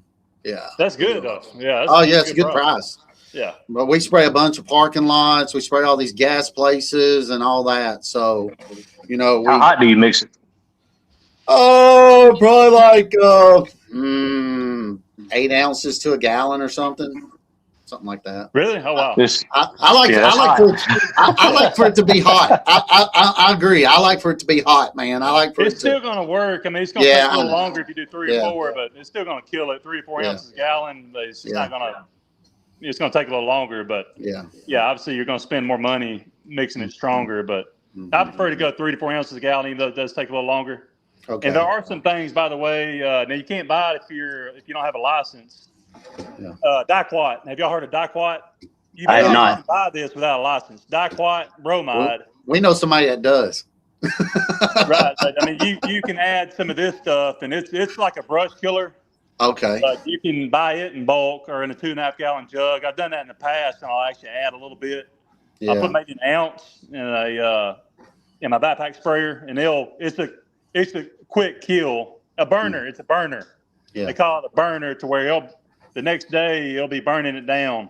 It may not Oh, wow. kill it all the way down to the root, but it'll burn that leaf foliage within a day. You'll see, because it's a burner. The chemical itself, that's what they describe it as. But Diquat is the name of it. Diquat. Name of the chemical itself, and You can you don't mix have to it put a whole lot in in there. with it, or you do it by itself. You don't mix it in with the you can do crossbred? both. But I Okay. mean, I think it's good to mix it in with the Roundup, because the glyphosate Okay. will go down to the root. I think Yeah. Diquat is a burner. It's going to be a quick burn where it's going to burn that top. Yeah. leaf blade right away. I mean, honestly, if you sprayed it in the morning, you go back that afternoon, it's already dying off, especially those thicker leaves, weeds Yeah. and stuff. But yeah, I've done that in the past. I need to get some more of it, because you can actually, Diquat is actually something you can use, I believe, in like aquatic areas. You can spray. So it won't hurt fish or anything like yeah, that. exactly right. Yeah. Okay. But you got to have, I mean, you can get serious trouble if you didn't have a license spraying it in the water. But Diquat is, I believe, now, correct me if I'm wrong, anybody in the comments, if you're listening, you may know better, but I believe Diquat is a chemical you can actually spray aquatically for seaweed and what's the other type Hydrilla. of stuff that grow? Yeah, Hydrilla. milfoil and all that crap. Okay. And But yeah, you can use that to spray weeds on the ground too, and it will absolutely kill that stuff off within a day. my wife said spell it. I think Diquat. I think it's spelled like it says. That's an epic answer right there. That's about the best response you can give right there. Brittany's on you, dude. Brittany's on you, dog. That's the best response you can give right there, Chad. I wouldn't have thought of that though. But no, Spell it, please. This is something I've used before, and I was Yeah. mix maybe an ounce per 5 gallons, 4 gallons, my backpack sprayer Yeah. with the glyphosate, and it works good as a burner. Turns That's that good. quick fuel. Yeah. This stuff I've got right here, this Farm Works, I'm fixing to mix it about 10 to 12 ounces a gallon Saturday. Because after I'm telling you, it's fixing to be hot, and because there's a bunch of junk coming through the man's boulders. He's got boulders going all the way around his swimming pool, and he's got pine saplings, sweet gum saplings, and everything else coming through there. And I'm knocking all that down, and I want it dead, so I'm making it hot. Can I make this point? And you guys tell me if I'm wrong, because something I disagree with Ray on. Ray talks about spraying when it's damp or when there's dew on the ground. I don't agree with that, and I've always been told that you actually want to spray when it's dry. It's going to work better when it's dry and hot, okay? Because it's going to stick to that leaf better when it's dry, as opposed to having moisture on it. Yeah. And it's going to uptake it better when it's starving for nutrients and water. Yeah. So I've always Yeah. heard chemicals work better. The Roundup works better when the hotter and drier it is. Yeah. If you spray it in the middle of the day when that sun's beaming down. Yeah, because it's soaking it in, man. All the pores are Exactly, opening yeah. up and everything, you know. That's something Ray always talks about. And pretty When it's sure, raining and after yeah, it if it's rains. raining or real damp. I don't agree with that, because it can actually run off too and end up getting on maybe some grass you don't want it to. Of course, he does a lot of fence lines and stuff, but Yeah, I mean, My I've buddy also been Buster, told- he told me that too. He said that Buster Davis down at New Hope Cuts, he was saying that that water almost activates it, is what he was telling me. I've never done it when it's wet. I've always done it when it's dry. Yeah. Yeah, I don't know. Maybe I've just always been told that you want. I mean, that's what I've been told. And that's what I've noticed doing it myself. Because if you spray it when it's wet, you'll notice when you spray it, it starts beating off the plant. Mm-hmm. Yeah. It starts rolling down. So it's not sticking to it. I mean, I don't. Yeah. But it'll stick to it if it's wet. I mean, if it's dry, right? Yeah. You'll wet it and you see it, the sheen of the wetness. But Still on it. If it's already wet, I'll see it like rolling off. Mm-hmm. So I just don't trust it when it's wet. I'd much rather prefer to spray when it's dry and Middle of the day, hot. Yeah. I'm the same. I'll tell you what else it's too. always This is something else that's kind of mixed emotions on this too. I'd rather spray it and then knock it down after it's dead. Oh That way you have- yeah. That way I you've got a bigger leaf and stalk to up for it to adhere to. Yeah, more Yeah. coverage. Yeah, I agree. I agree. Yeah, if we're spraying an area, I tell the customer, hey, we're going to spray it this time. 2 weeks, I'm going to come back. We'll knock down the kill and Yeah, I agree. the death or whatever. If they're, 100%. even if their yard's really grown up in their fire beds, I'm like, look, let us spray it this time. Next time we come, we'll weed eat it down. It'll look a whole lot better. And then we'll keep it maintained from then on out. So, Especially like I think Matt was saying something about spraying in a rocky area, like what was it, like a dry creek bed, Matt? It's just it's kind of like an embankment where his pool is to keep it from washing out. oh, so it's got rip wrap around it or something? Yeah, rip wrap. Got a bunch of creek boulders is what I call it. It's creek stones, but Okay. they're the size of freaking boulders, man. Yeah. Yeah, I'd much rather be grown up, obviously, in that situation than weed eat it. Because, I mean, obviously, it can be hard to weed eat it, too, anyway. But, yeah. You ain't weed eating pine saplings and sweet gums either. That's why I bought that brush you cutter. have to be strong to kill that. That's why I said 10 to 12 ounces. I imagine that should kill it. Yeah, we had this happen to us too. My wife just wrote this, so let me tell y'all what happened. We've been we've been in a lot of flood and rain and everything. There's been a lot of rain and everything. Well, I told Roberto, and the customer asked me, and it's the same situation we're talking about. Hey, can you spray my flower beds and everything because they're starting to grow up? I'm like, yeah. Well, Roberto sprayed the flower beds, just the flower bed areas, and we got all that rain. It washed out the killer and came out about 5 inches into his yard of his Bermuda and killed it because how much he sprayed. And he thought my guys did it to prevent from weed eating. He thought they just sprayed the outside border because they were trying to cheat and not have to do so much weed eating. I was like, is it, and y'all know the yard is where we did the brand new flower beds at the bottom of his house, the brick flower beds. I said, is it killed around your new flower beds and everything? He said, no, it's only around the side of the houses where the metal trim is from the old original flower beds. And I had to tell him, I said, I know exactly what happened. They sprayed it and we got all that rain. It washed out into your yard a little bit. You made a good point. You bring that up, Lee, gets me thinking about a lot of times guys that work for you, and this is something you got to realize when you spray, you don't want to put it on that heavy. All you got to do is just barely wet it. Because, I mean, you just barely put a little bit on there. You don't have to douse it. A lot of guys I've had in the past, they'll like douse the weed, and they'll end up using way more than they need. So I wonder if that happened with Roberto. He probably sprayed, he doused it instead of putting a light mist on it. Yep. And I had to go back and tell him that. Right. Exactly, but yeah, you just got to barely get it wet. Yeah. You ain't got to soak it down like fire hose. Yeah. Wasting a lot of material. Yeah, exactly. Yeah. But you don't think he went around maybe the edge and just sprayed a 5-inch swath to knock out weed eating? You think it actually came out from the wash? Yeah, I think because we had so much rain or whatever, I think he doused it inside them flower beds really heavy and over all the mulch. And I think that it seeped through. You can tell, and that's the only 2 places it was. Everywhere else, he spot sprayed it. Nothing like that happened. So it wasn't and I was along like, the whole edge. Yeah, The whole edge. Okay. Yeah, It wasn't windy or anything. Wasn't no overspray. That I don't know. I mean, it could have. He might have had some overspray or whatever. I try to tell him too. I try to tell him too to keep the wand really low to the weeds, and don't spray up in the air. Yeah, you know what I'm saying? don't overpressure. This is another issue with guys, and I'll get on them. They'll overpressurize the sprayer, and it comes out in that mist. You really don't want it to come out in a super mist. Mm-hmm. Like you said, it'll blow, like Matt was saying, but you want it to come out in droplets that are big enough that you can see that are going to hit the ground and not blow.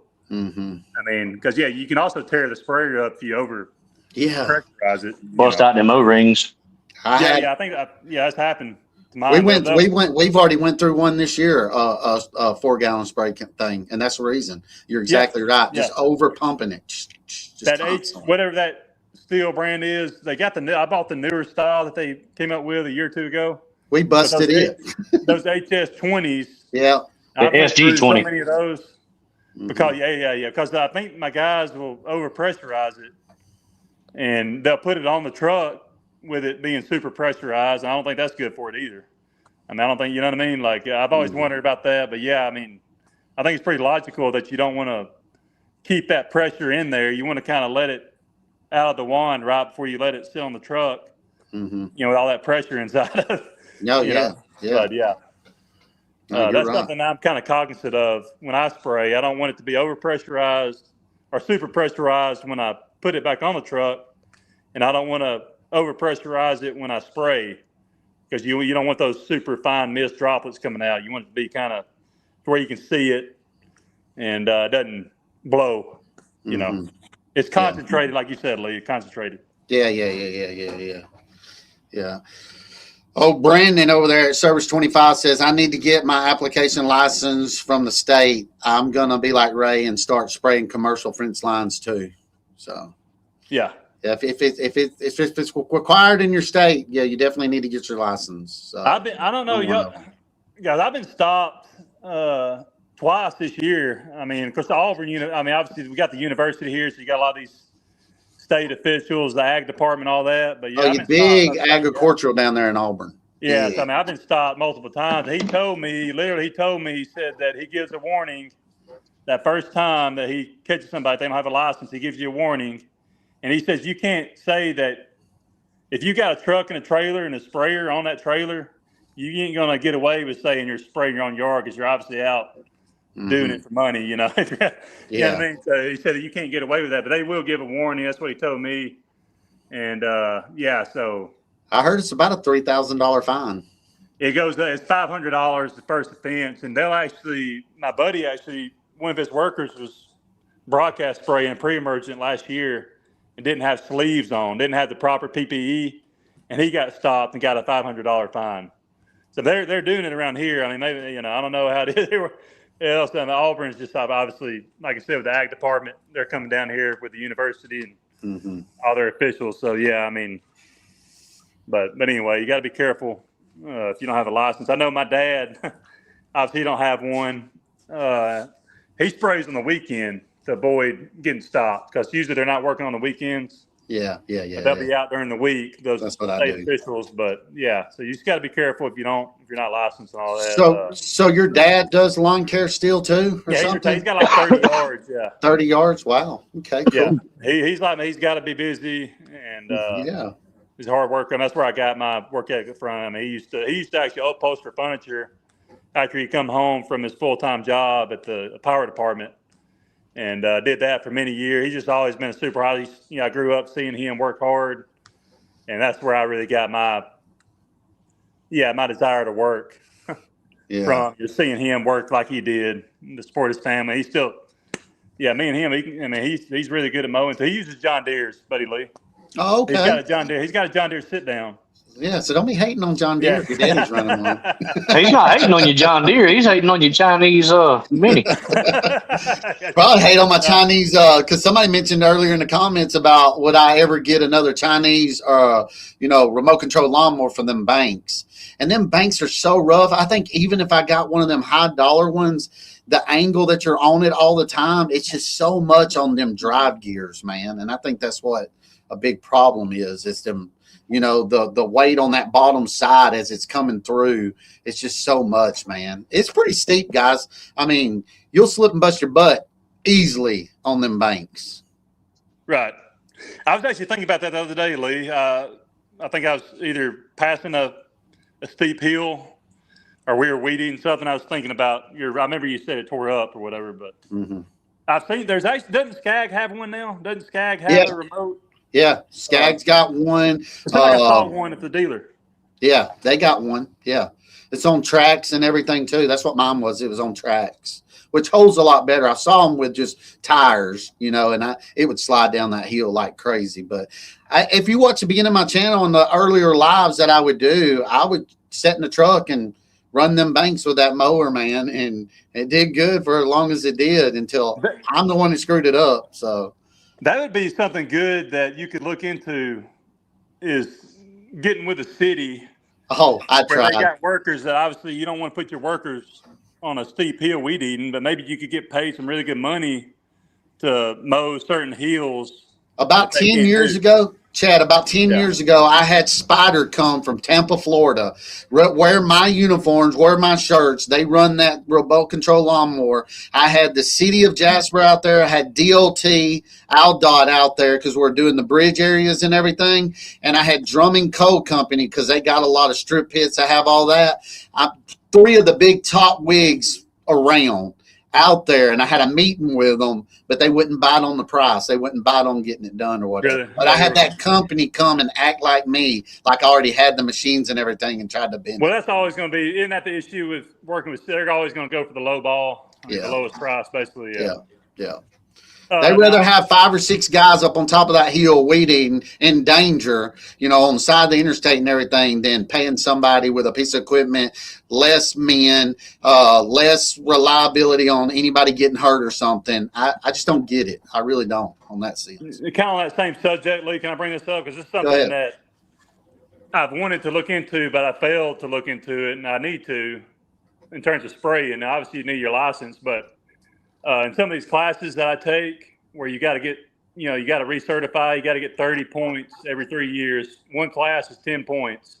Otherwise, you got to retake the test. So something this guy that I go to when I usually go to Birmingham to these classes because I can do 2 in one day. So I get 20 points in one day. And something that he brought up the last time I was there is that the city and the state are paying people really good money to spray like along roadsides, you know, all this kudzu and growth. Mm-hmm. They're paying private companies to spray these right-of-ways. Yeah. Really good money. So, I mean, I need to actually ask him more questions about that. But that's something that some of you guys, if you're in the comments, may want to look into. Obviously, you need your license, and obviously, you know, in order to do that. But apparently, there's some really good money and a lot of, city and state and county officials or paying companies to do that. You know, go around and just spray right-of-ways and stuff like that. You know. What's up, Ray? Ray came in here. Man, we've been in here for 2 hours and 45 minutes, and Ray is in the house now. Man, 11 o'clock. Ray, you get to bed, What's up, Ray? Never heard of license for trimming. Sounds like more government in my business. And another form of tax. So basically. So I do gotta say one thing. I have one request from Chad. Yo. Chad, dude, I'm begging you, dude, please stop telling people that you missed 4 deer. Hey, actually, I sent my check-in for the lease yesterday, actually, for the hunting lease. I was talking to my friend up the road, neighbor. He got in the club, and we're talking about that in the pool. Actually, that's why I was a little late. I came in from the neighborhood pool and eating a late supper. And is that HOA that you live in? Is that HOA that you live in? Yeah, they got a pool. Yeah. Oh, okay. Yeah. But anyway, so we're talking about hunting. I don't want to get into the hunting because I'll bring it up like Matt said. So I'm just picking at you, man. I know, brother. Yeah, I kind of kid myself. It's funny, man. 2 of those times I was just taking a shot in the dark, just saying. I mean, literally, it was really too dark. I was just hoping to get lucky. I could barely see them out of my scope, and I just took a shot. And I'm a heck, for all I know, I might have hit one, but it was so dark I wasn't gonna go, you know, rummaging around in the woods trying to find it, you know, with my cell phone light. But the other 2 times, we won't get into that. Yeah, I'm looking. I'll tell you this, man. I'm gonna be ready. my very first, I'm a dog hunter, and that's how I grew up hunting was running deer dogs. And if you can't hit a moving target with a shotgun, you better not. You better pick up a rifle and sit in a deer stand. But my first year hunting, I shot 27 times and did not kill a deer. So I was. So here we go. I was 13. Go. I was 13. Hey, the first one 2 years ago, the first one I shot at, I killed it. It was like a perfect shot. 2 years ago, when I went with a friend of mine and fell in love with it, and then this year I was 0 for 4. So I was 1 for 1 my first deer I ever shot at, and then I missed the next 4. So I don't know. I'll be ready this year. I need a new gun, new scope. I need to hook mine up to my phone and show you my deers on my wall. I've killed a pretty good bit of them. Some big ones. I got 10-point. It's pretty nice. So hey Lee, can I bring this up? I'm gonna bring it up in the video. I know I sent you the final draft. So I'll probably do a video talking about it. So the engineer, we already agreed. I've got my final plan, I guess, so to speak. In terms of my shop and all that, the laydown yard. Now the engineers are working on the construction phase of it. So I'm really excited about that. This process is getting going. I'm going to show what I sent you, Lee, in the video. Just showing it to everybody this week. I'm pretty excited about it, but I don't really know. Obviously, I'm not familiar with the process, but I'm pretty pumped up about it. In terms of going forward and all that. It's going to be a really awesome thing for me, but. Yeah, I'll be able to put some deer heads on the wall there. My wife won't let me put any deer heads in the house. Yeah. So if I kill some deer, I'll have a shop to put it in. Yeah, Ray's talking.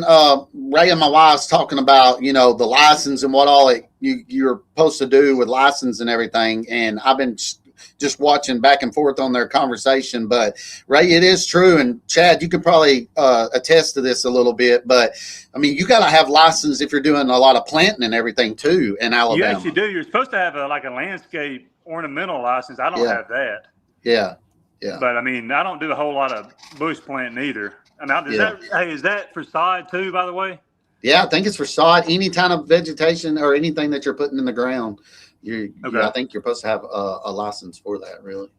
Yeah, I don't have that technically, but I mean, I mainly do maintenance and spraying. But that's something I need to look into. I don't think they have that over in Georgia is what Ray's saying. He's back and forth saying that's crazy. He can't believe that. Yeah, you don't planting and all that. So. Yeah, Georgia doesn't make you have all that stuff. But I will say Columbia County, you got to have a business license to have a lemonade stand. Yeah. Well. Yeah, you got to have all that here or whatever. Guys, I've been tinkering about trying to start something else up or whatever. Y'all might think I'm crazy or whatever. I got my shop down there. I've actually thought about because there's a guy in my town that I cut for. He's got a window tinting shop, and he did like 90 something last week, and he said he's just overrun with doing window tinting and everything. And I'm like, man, if I can figure out something to do in my shop, maybe like detailing or window tinting, because my business is kind of running strong with the guys going out doing everything. And so I'm trying to figure out something else that I can invest in or do. And me and my wife actually thought about doing like a snow cone vendor thing. So food truck or whatever, because like up there at that marina, it's packed every weekend. We thought about doing something like that. We can go to some events and everything, concerts and set up, or like they have like the community Foothills Festival and all that kind of stuff, and set up and try to make revenue through that way or whatever. So what's y'all's idea on something like that? If you're like in my position, the business is running good, you're wanting to try to invest in something else, what kind of advice would you give on doing something different? I don't know, but I thought about offering blade sharpening, lawnmower blade sharpening. I actually thought about that before too. There's $5 a blade for that. Ace Hardware in my area is really good in terms of fixing equipment, mowers and stuff. Small, like what Tom Dobie does. Yeah. But I think that's a great add-on because it fits in right with lawn care, right? Yeah. I think it's a great. I've got that V-bore. It's the knockoff RBG. Yeah, that's what I have. What would you charge per blade? $5 a blade for me. Yeah. That's what my dealership charges, $5 a blade. It's not bad. You can make If you good can money. get people bringing those blades, man, I'd be sharpening all kinds of blades. Especially if And you can get all your other local guys around you and everything and say, look, I got this blade sharpener. It'll keep it at that 30-degree pitch. And you can go through multiple blades. You send me your blades, buy up a bunch, send me your blades, and we rotate them in and out. If you had, 10 or 12 local guys around you and it's saving them money and it's saving and making you money, that's not a bad deal. Hey, is Ray, I can't see the comments. Is Ray still in here? Yeah, he's still in here. Is Ray sharpening his blades yet? Ray, you sharpening your blades yet, buddy? That's one thing I disagree with Ray. I got to sharpen my blades, man. I can't.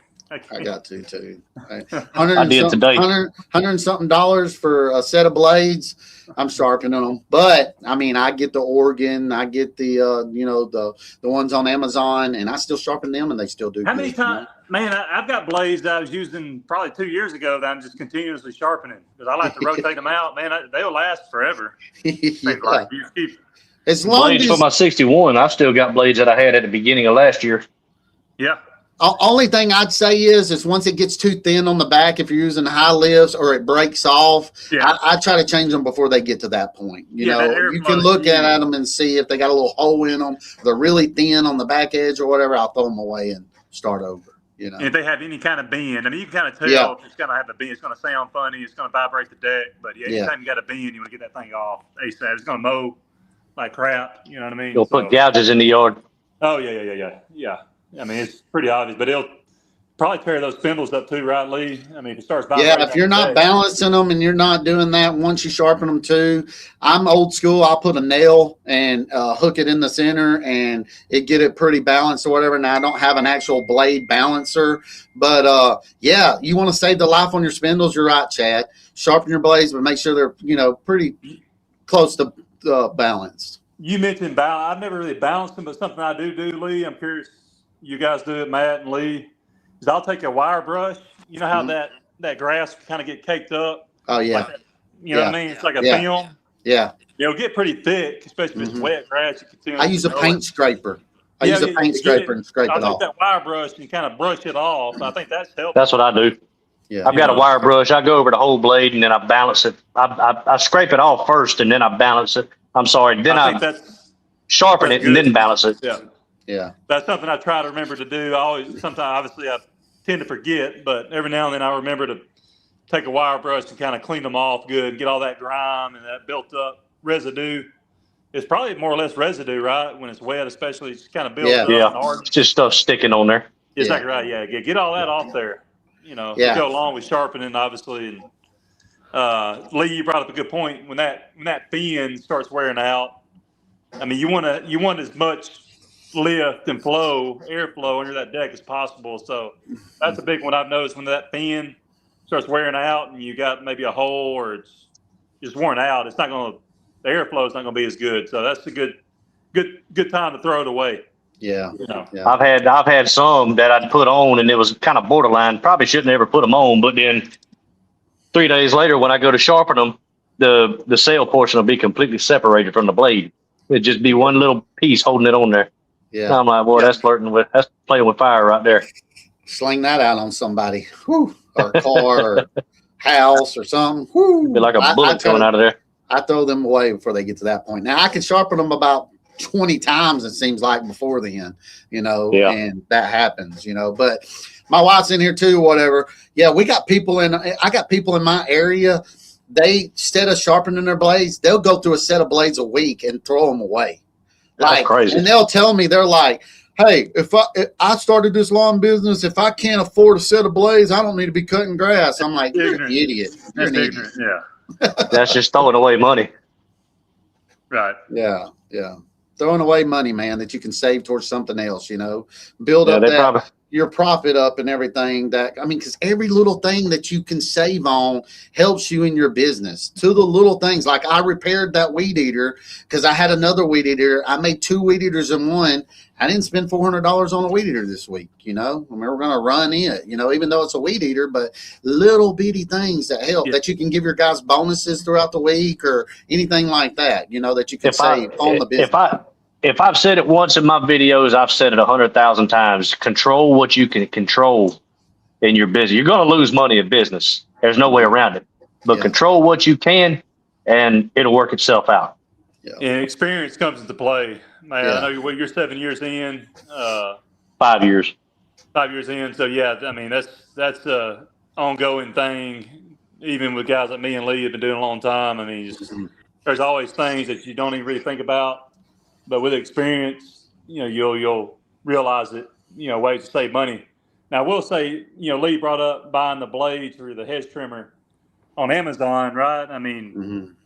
I haven't had much luck, and I mentioned it on video in terms of buying other little parts and pieces for like deck wheels and Carburetors and all that kind of stuff. Like Yeah. that. Yeah, I think I would recommend staying away from that. Now the copperhead blades and stuff like that, those are good. Edger blades. I ordered some Edger blades a couple of days ago, a pack of 50. You can save a lot of money. Yeah. They're going to be as good as the ones in the store, but like those deck wheels and. Mm-mm. I don't like that Mighty Rugged deck belt that I talked about a while back. Yeah. They're $50 that tore up within 10 hours. Ray's had good luck with his, I think, but I think you're better off going to the OEM, spend that money with the belts. Yeah. Some The things belt. you need to go Any kind of mower parts. Yeah. But I mean, we pay a lot of money for these mowers, man.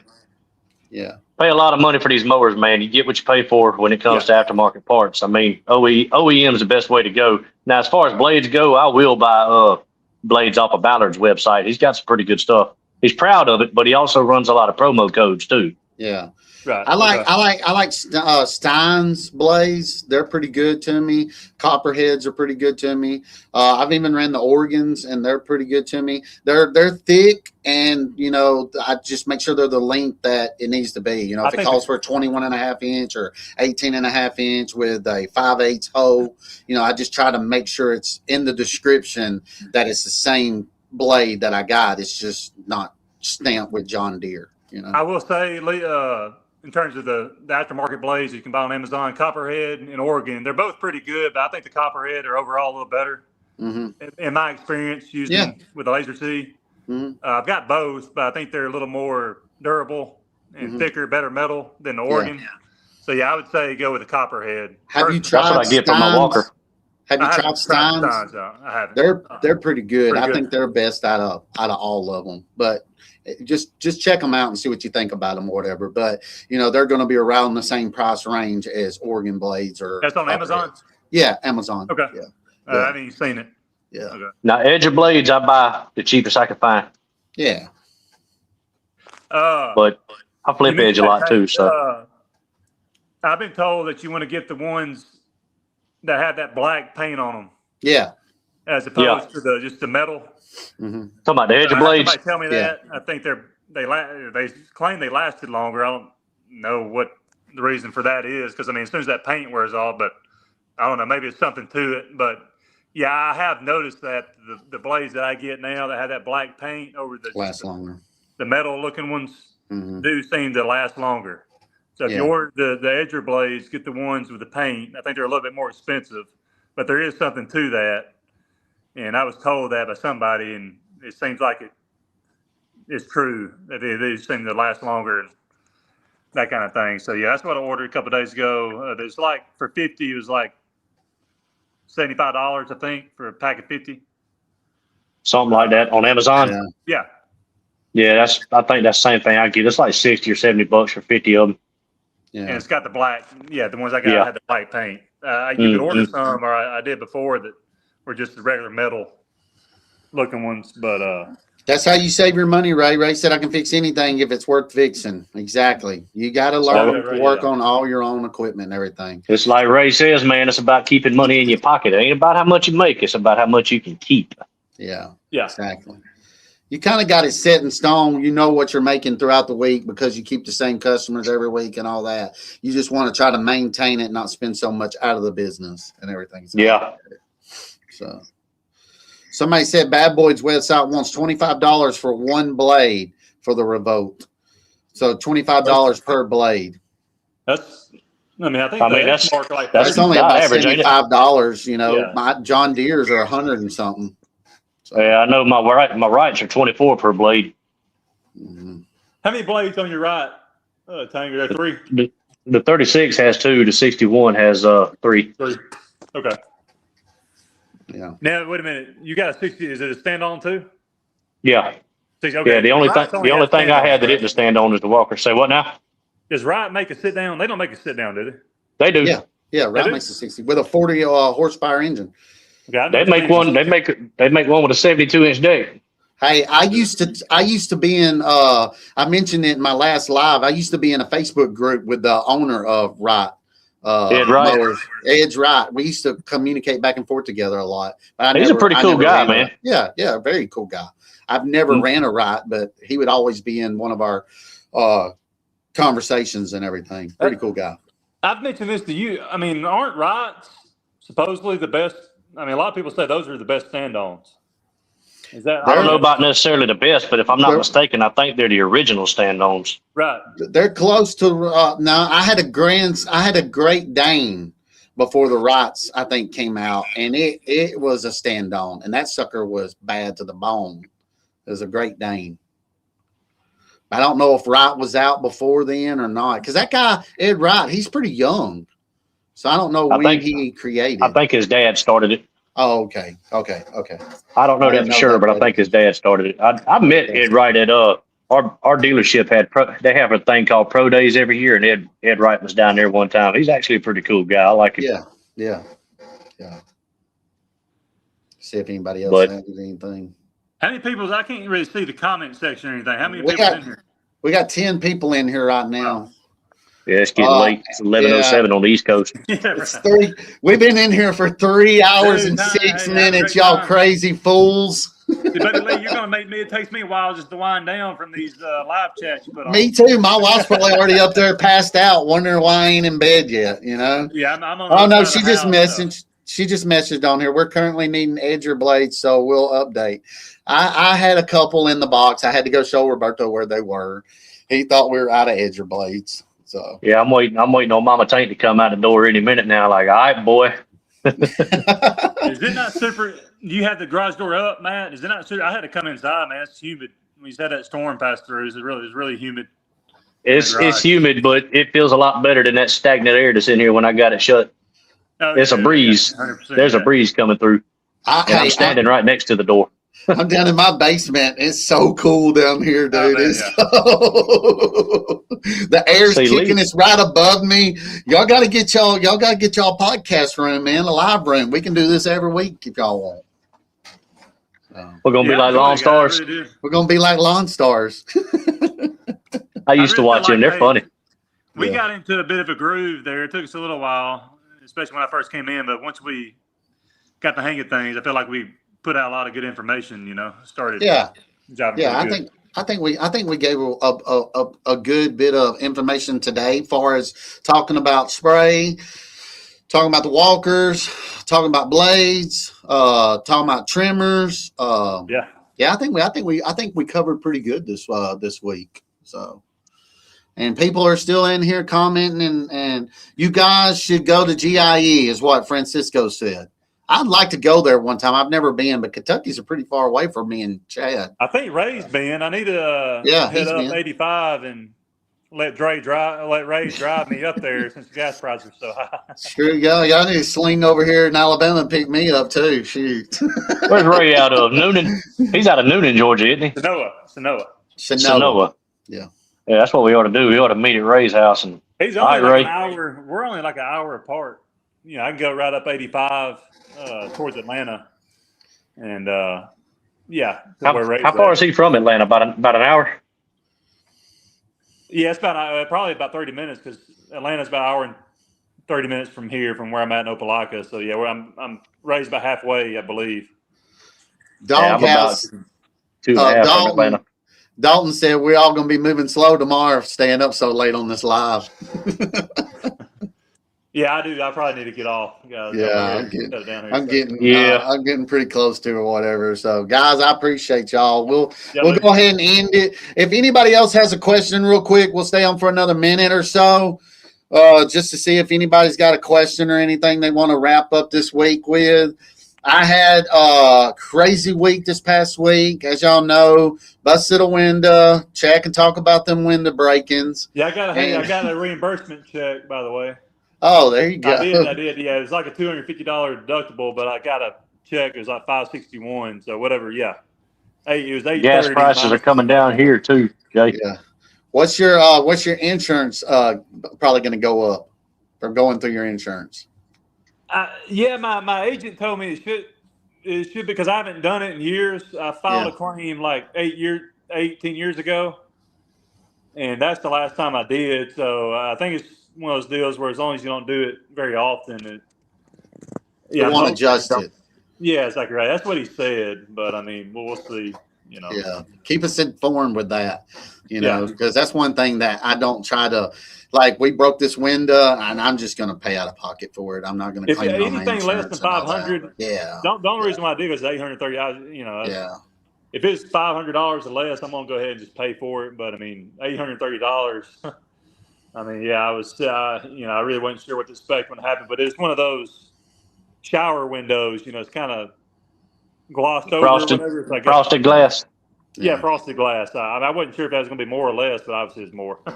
Yeah. Well, all right, guys, there's 9 of y'all still in here. We had probably 20 something or whatever I saw. So pretty great live, guys. Thank y'all so much. Dude, I appreciate you, Tank, coming on again. Chad, appreciate you being in here with us. And we got some crazy people that want to stay on here for 3.5 hours, apparently. Yeah, man. And I enjoy it. I like it. A lot of y'all are probably going to work tomorrow, and I'm probably going to manage guys tomorrow. So if I sleep in, y'all don't be mad at me. I might post a video about that. But I know you guys are going to have to go out there and get it, grind it. So yeah, I got to have a good day tomorrow, Lee, because it looks like the rest of the week, giving a good chance to rain. It may even rain tomorrow afternoon. So I pushed up a lot of yards scheduled for like Wednesday and Thursday. I already contacted the customers and told them we're planning on coming tomorrow. And they're yards that I know will stay wet if it rains. I want to go ahead and get those yards that I know may be wet if it rains. Go ahead and get those out of the way, as many as possible tomorrow, so I ain't got to worry about them the rest of the week. So, yeah, that's something we can talk about next week. Yeah. In terms of planning and really thinking and scheduling and all that. Because, I mean, experience comes into play. And that's what I'm doing for tomorrow. I'm moving stuff up that normally I would do Wednesday and Thursday for tomorrow. But we'll have 2 trucks on the road, and I'll have my son and JJ. So I have 5 people out on the road tomorrow working, hopefully getting as many done as possible. Yeah. Well, Tank, you got anything else you want to add before we wrap this thing up? It's raining, dog. It's raining. It's raining right now.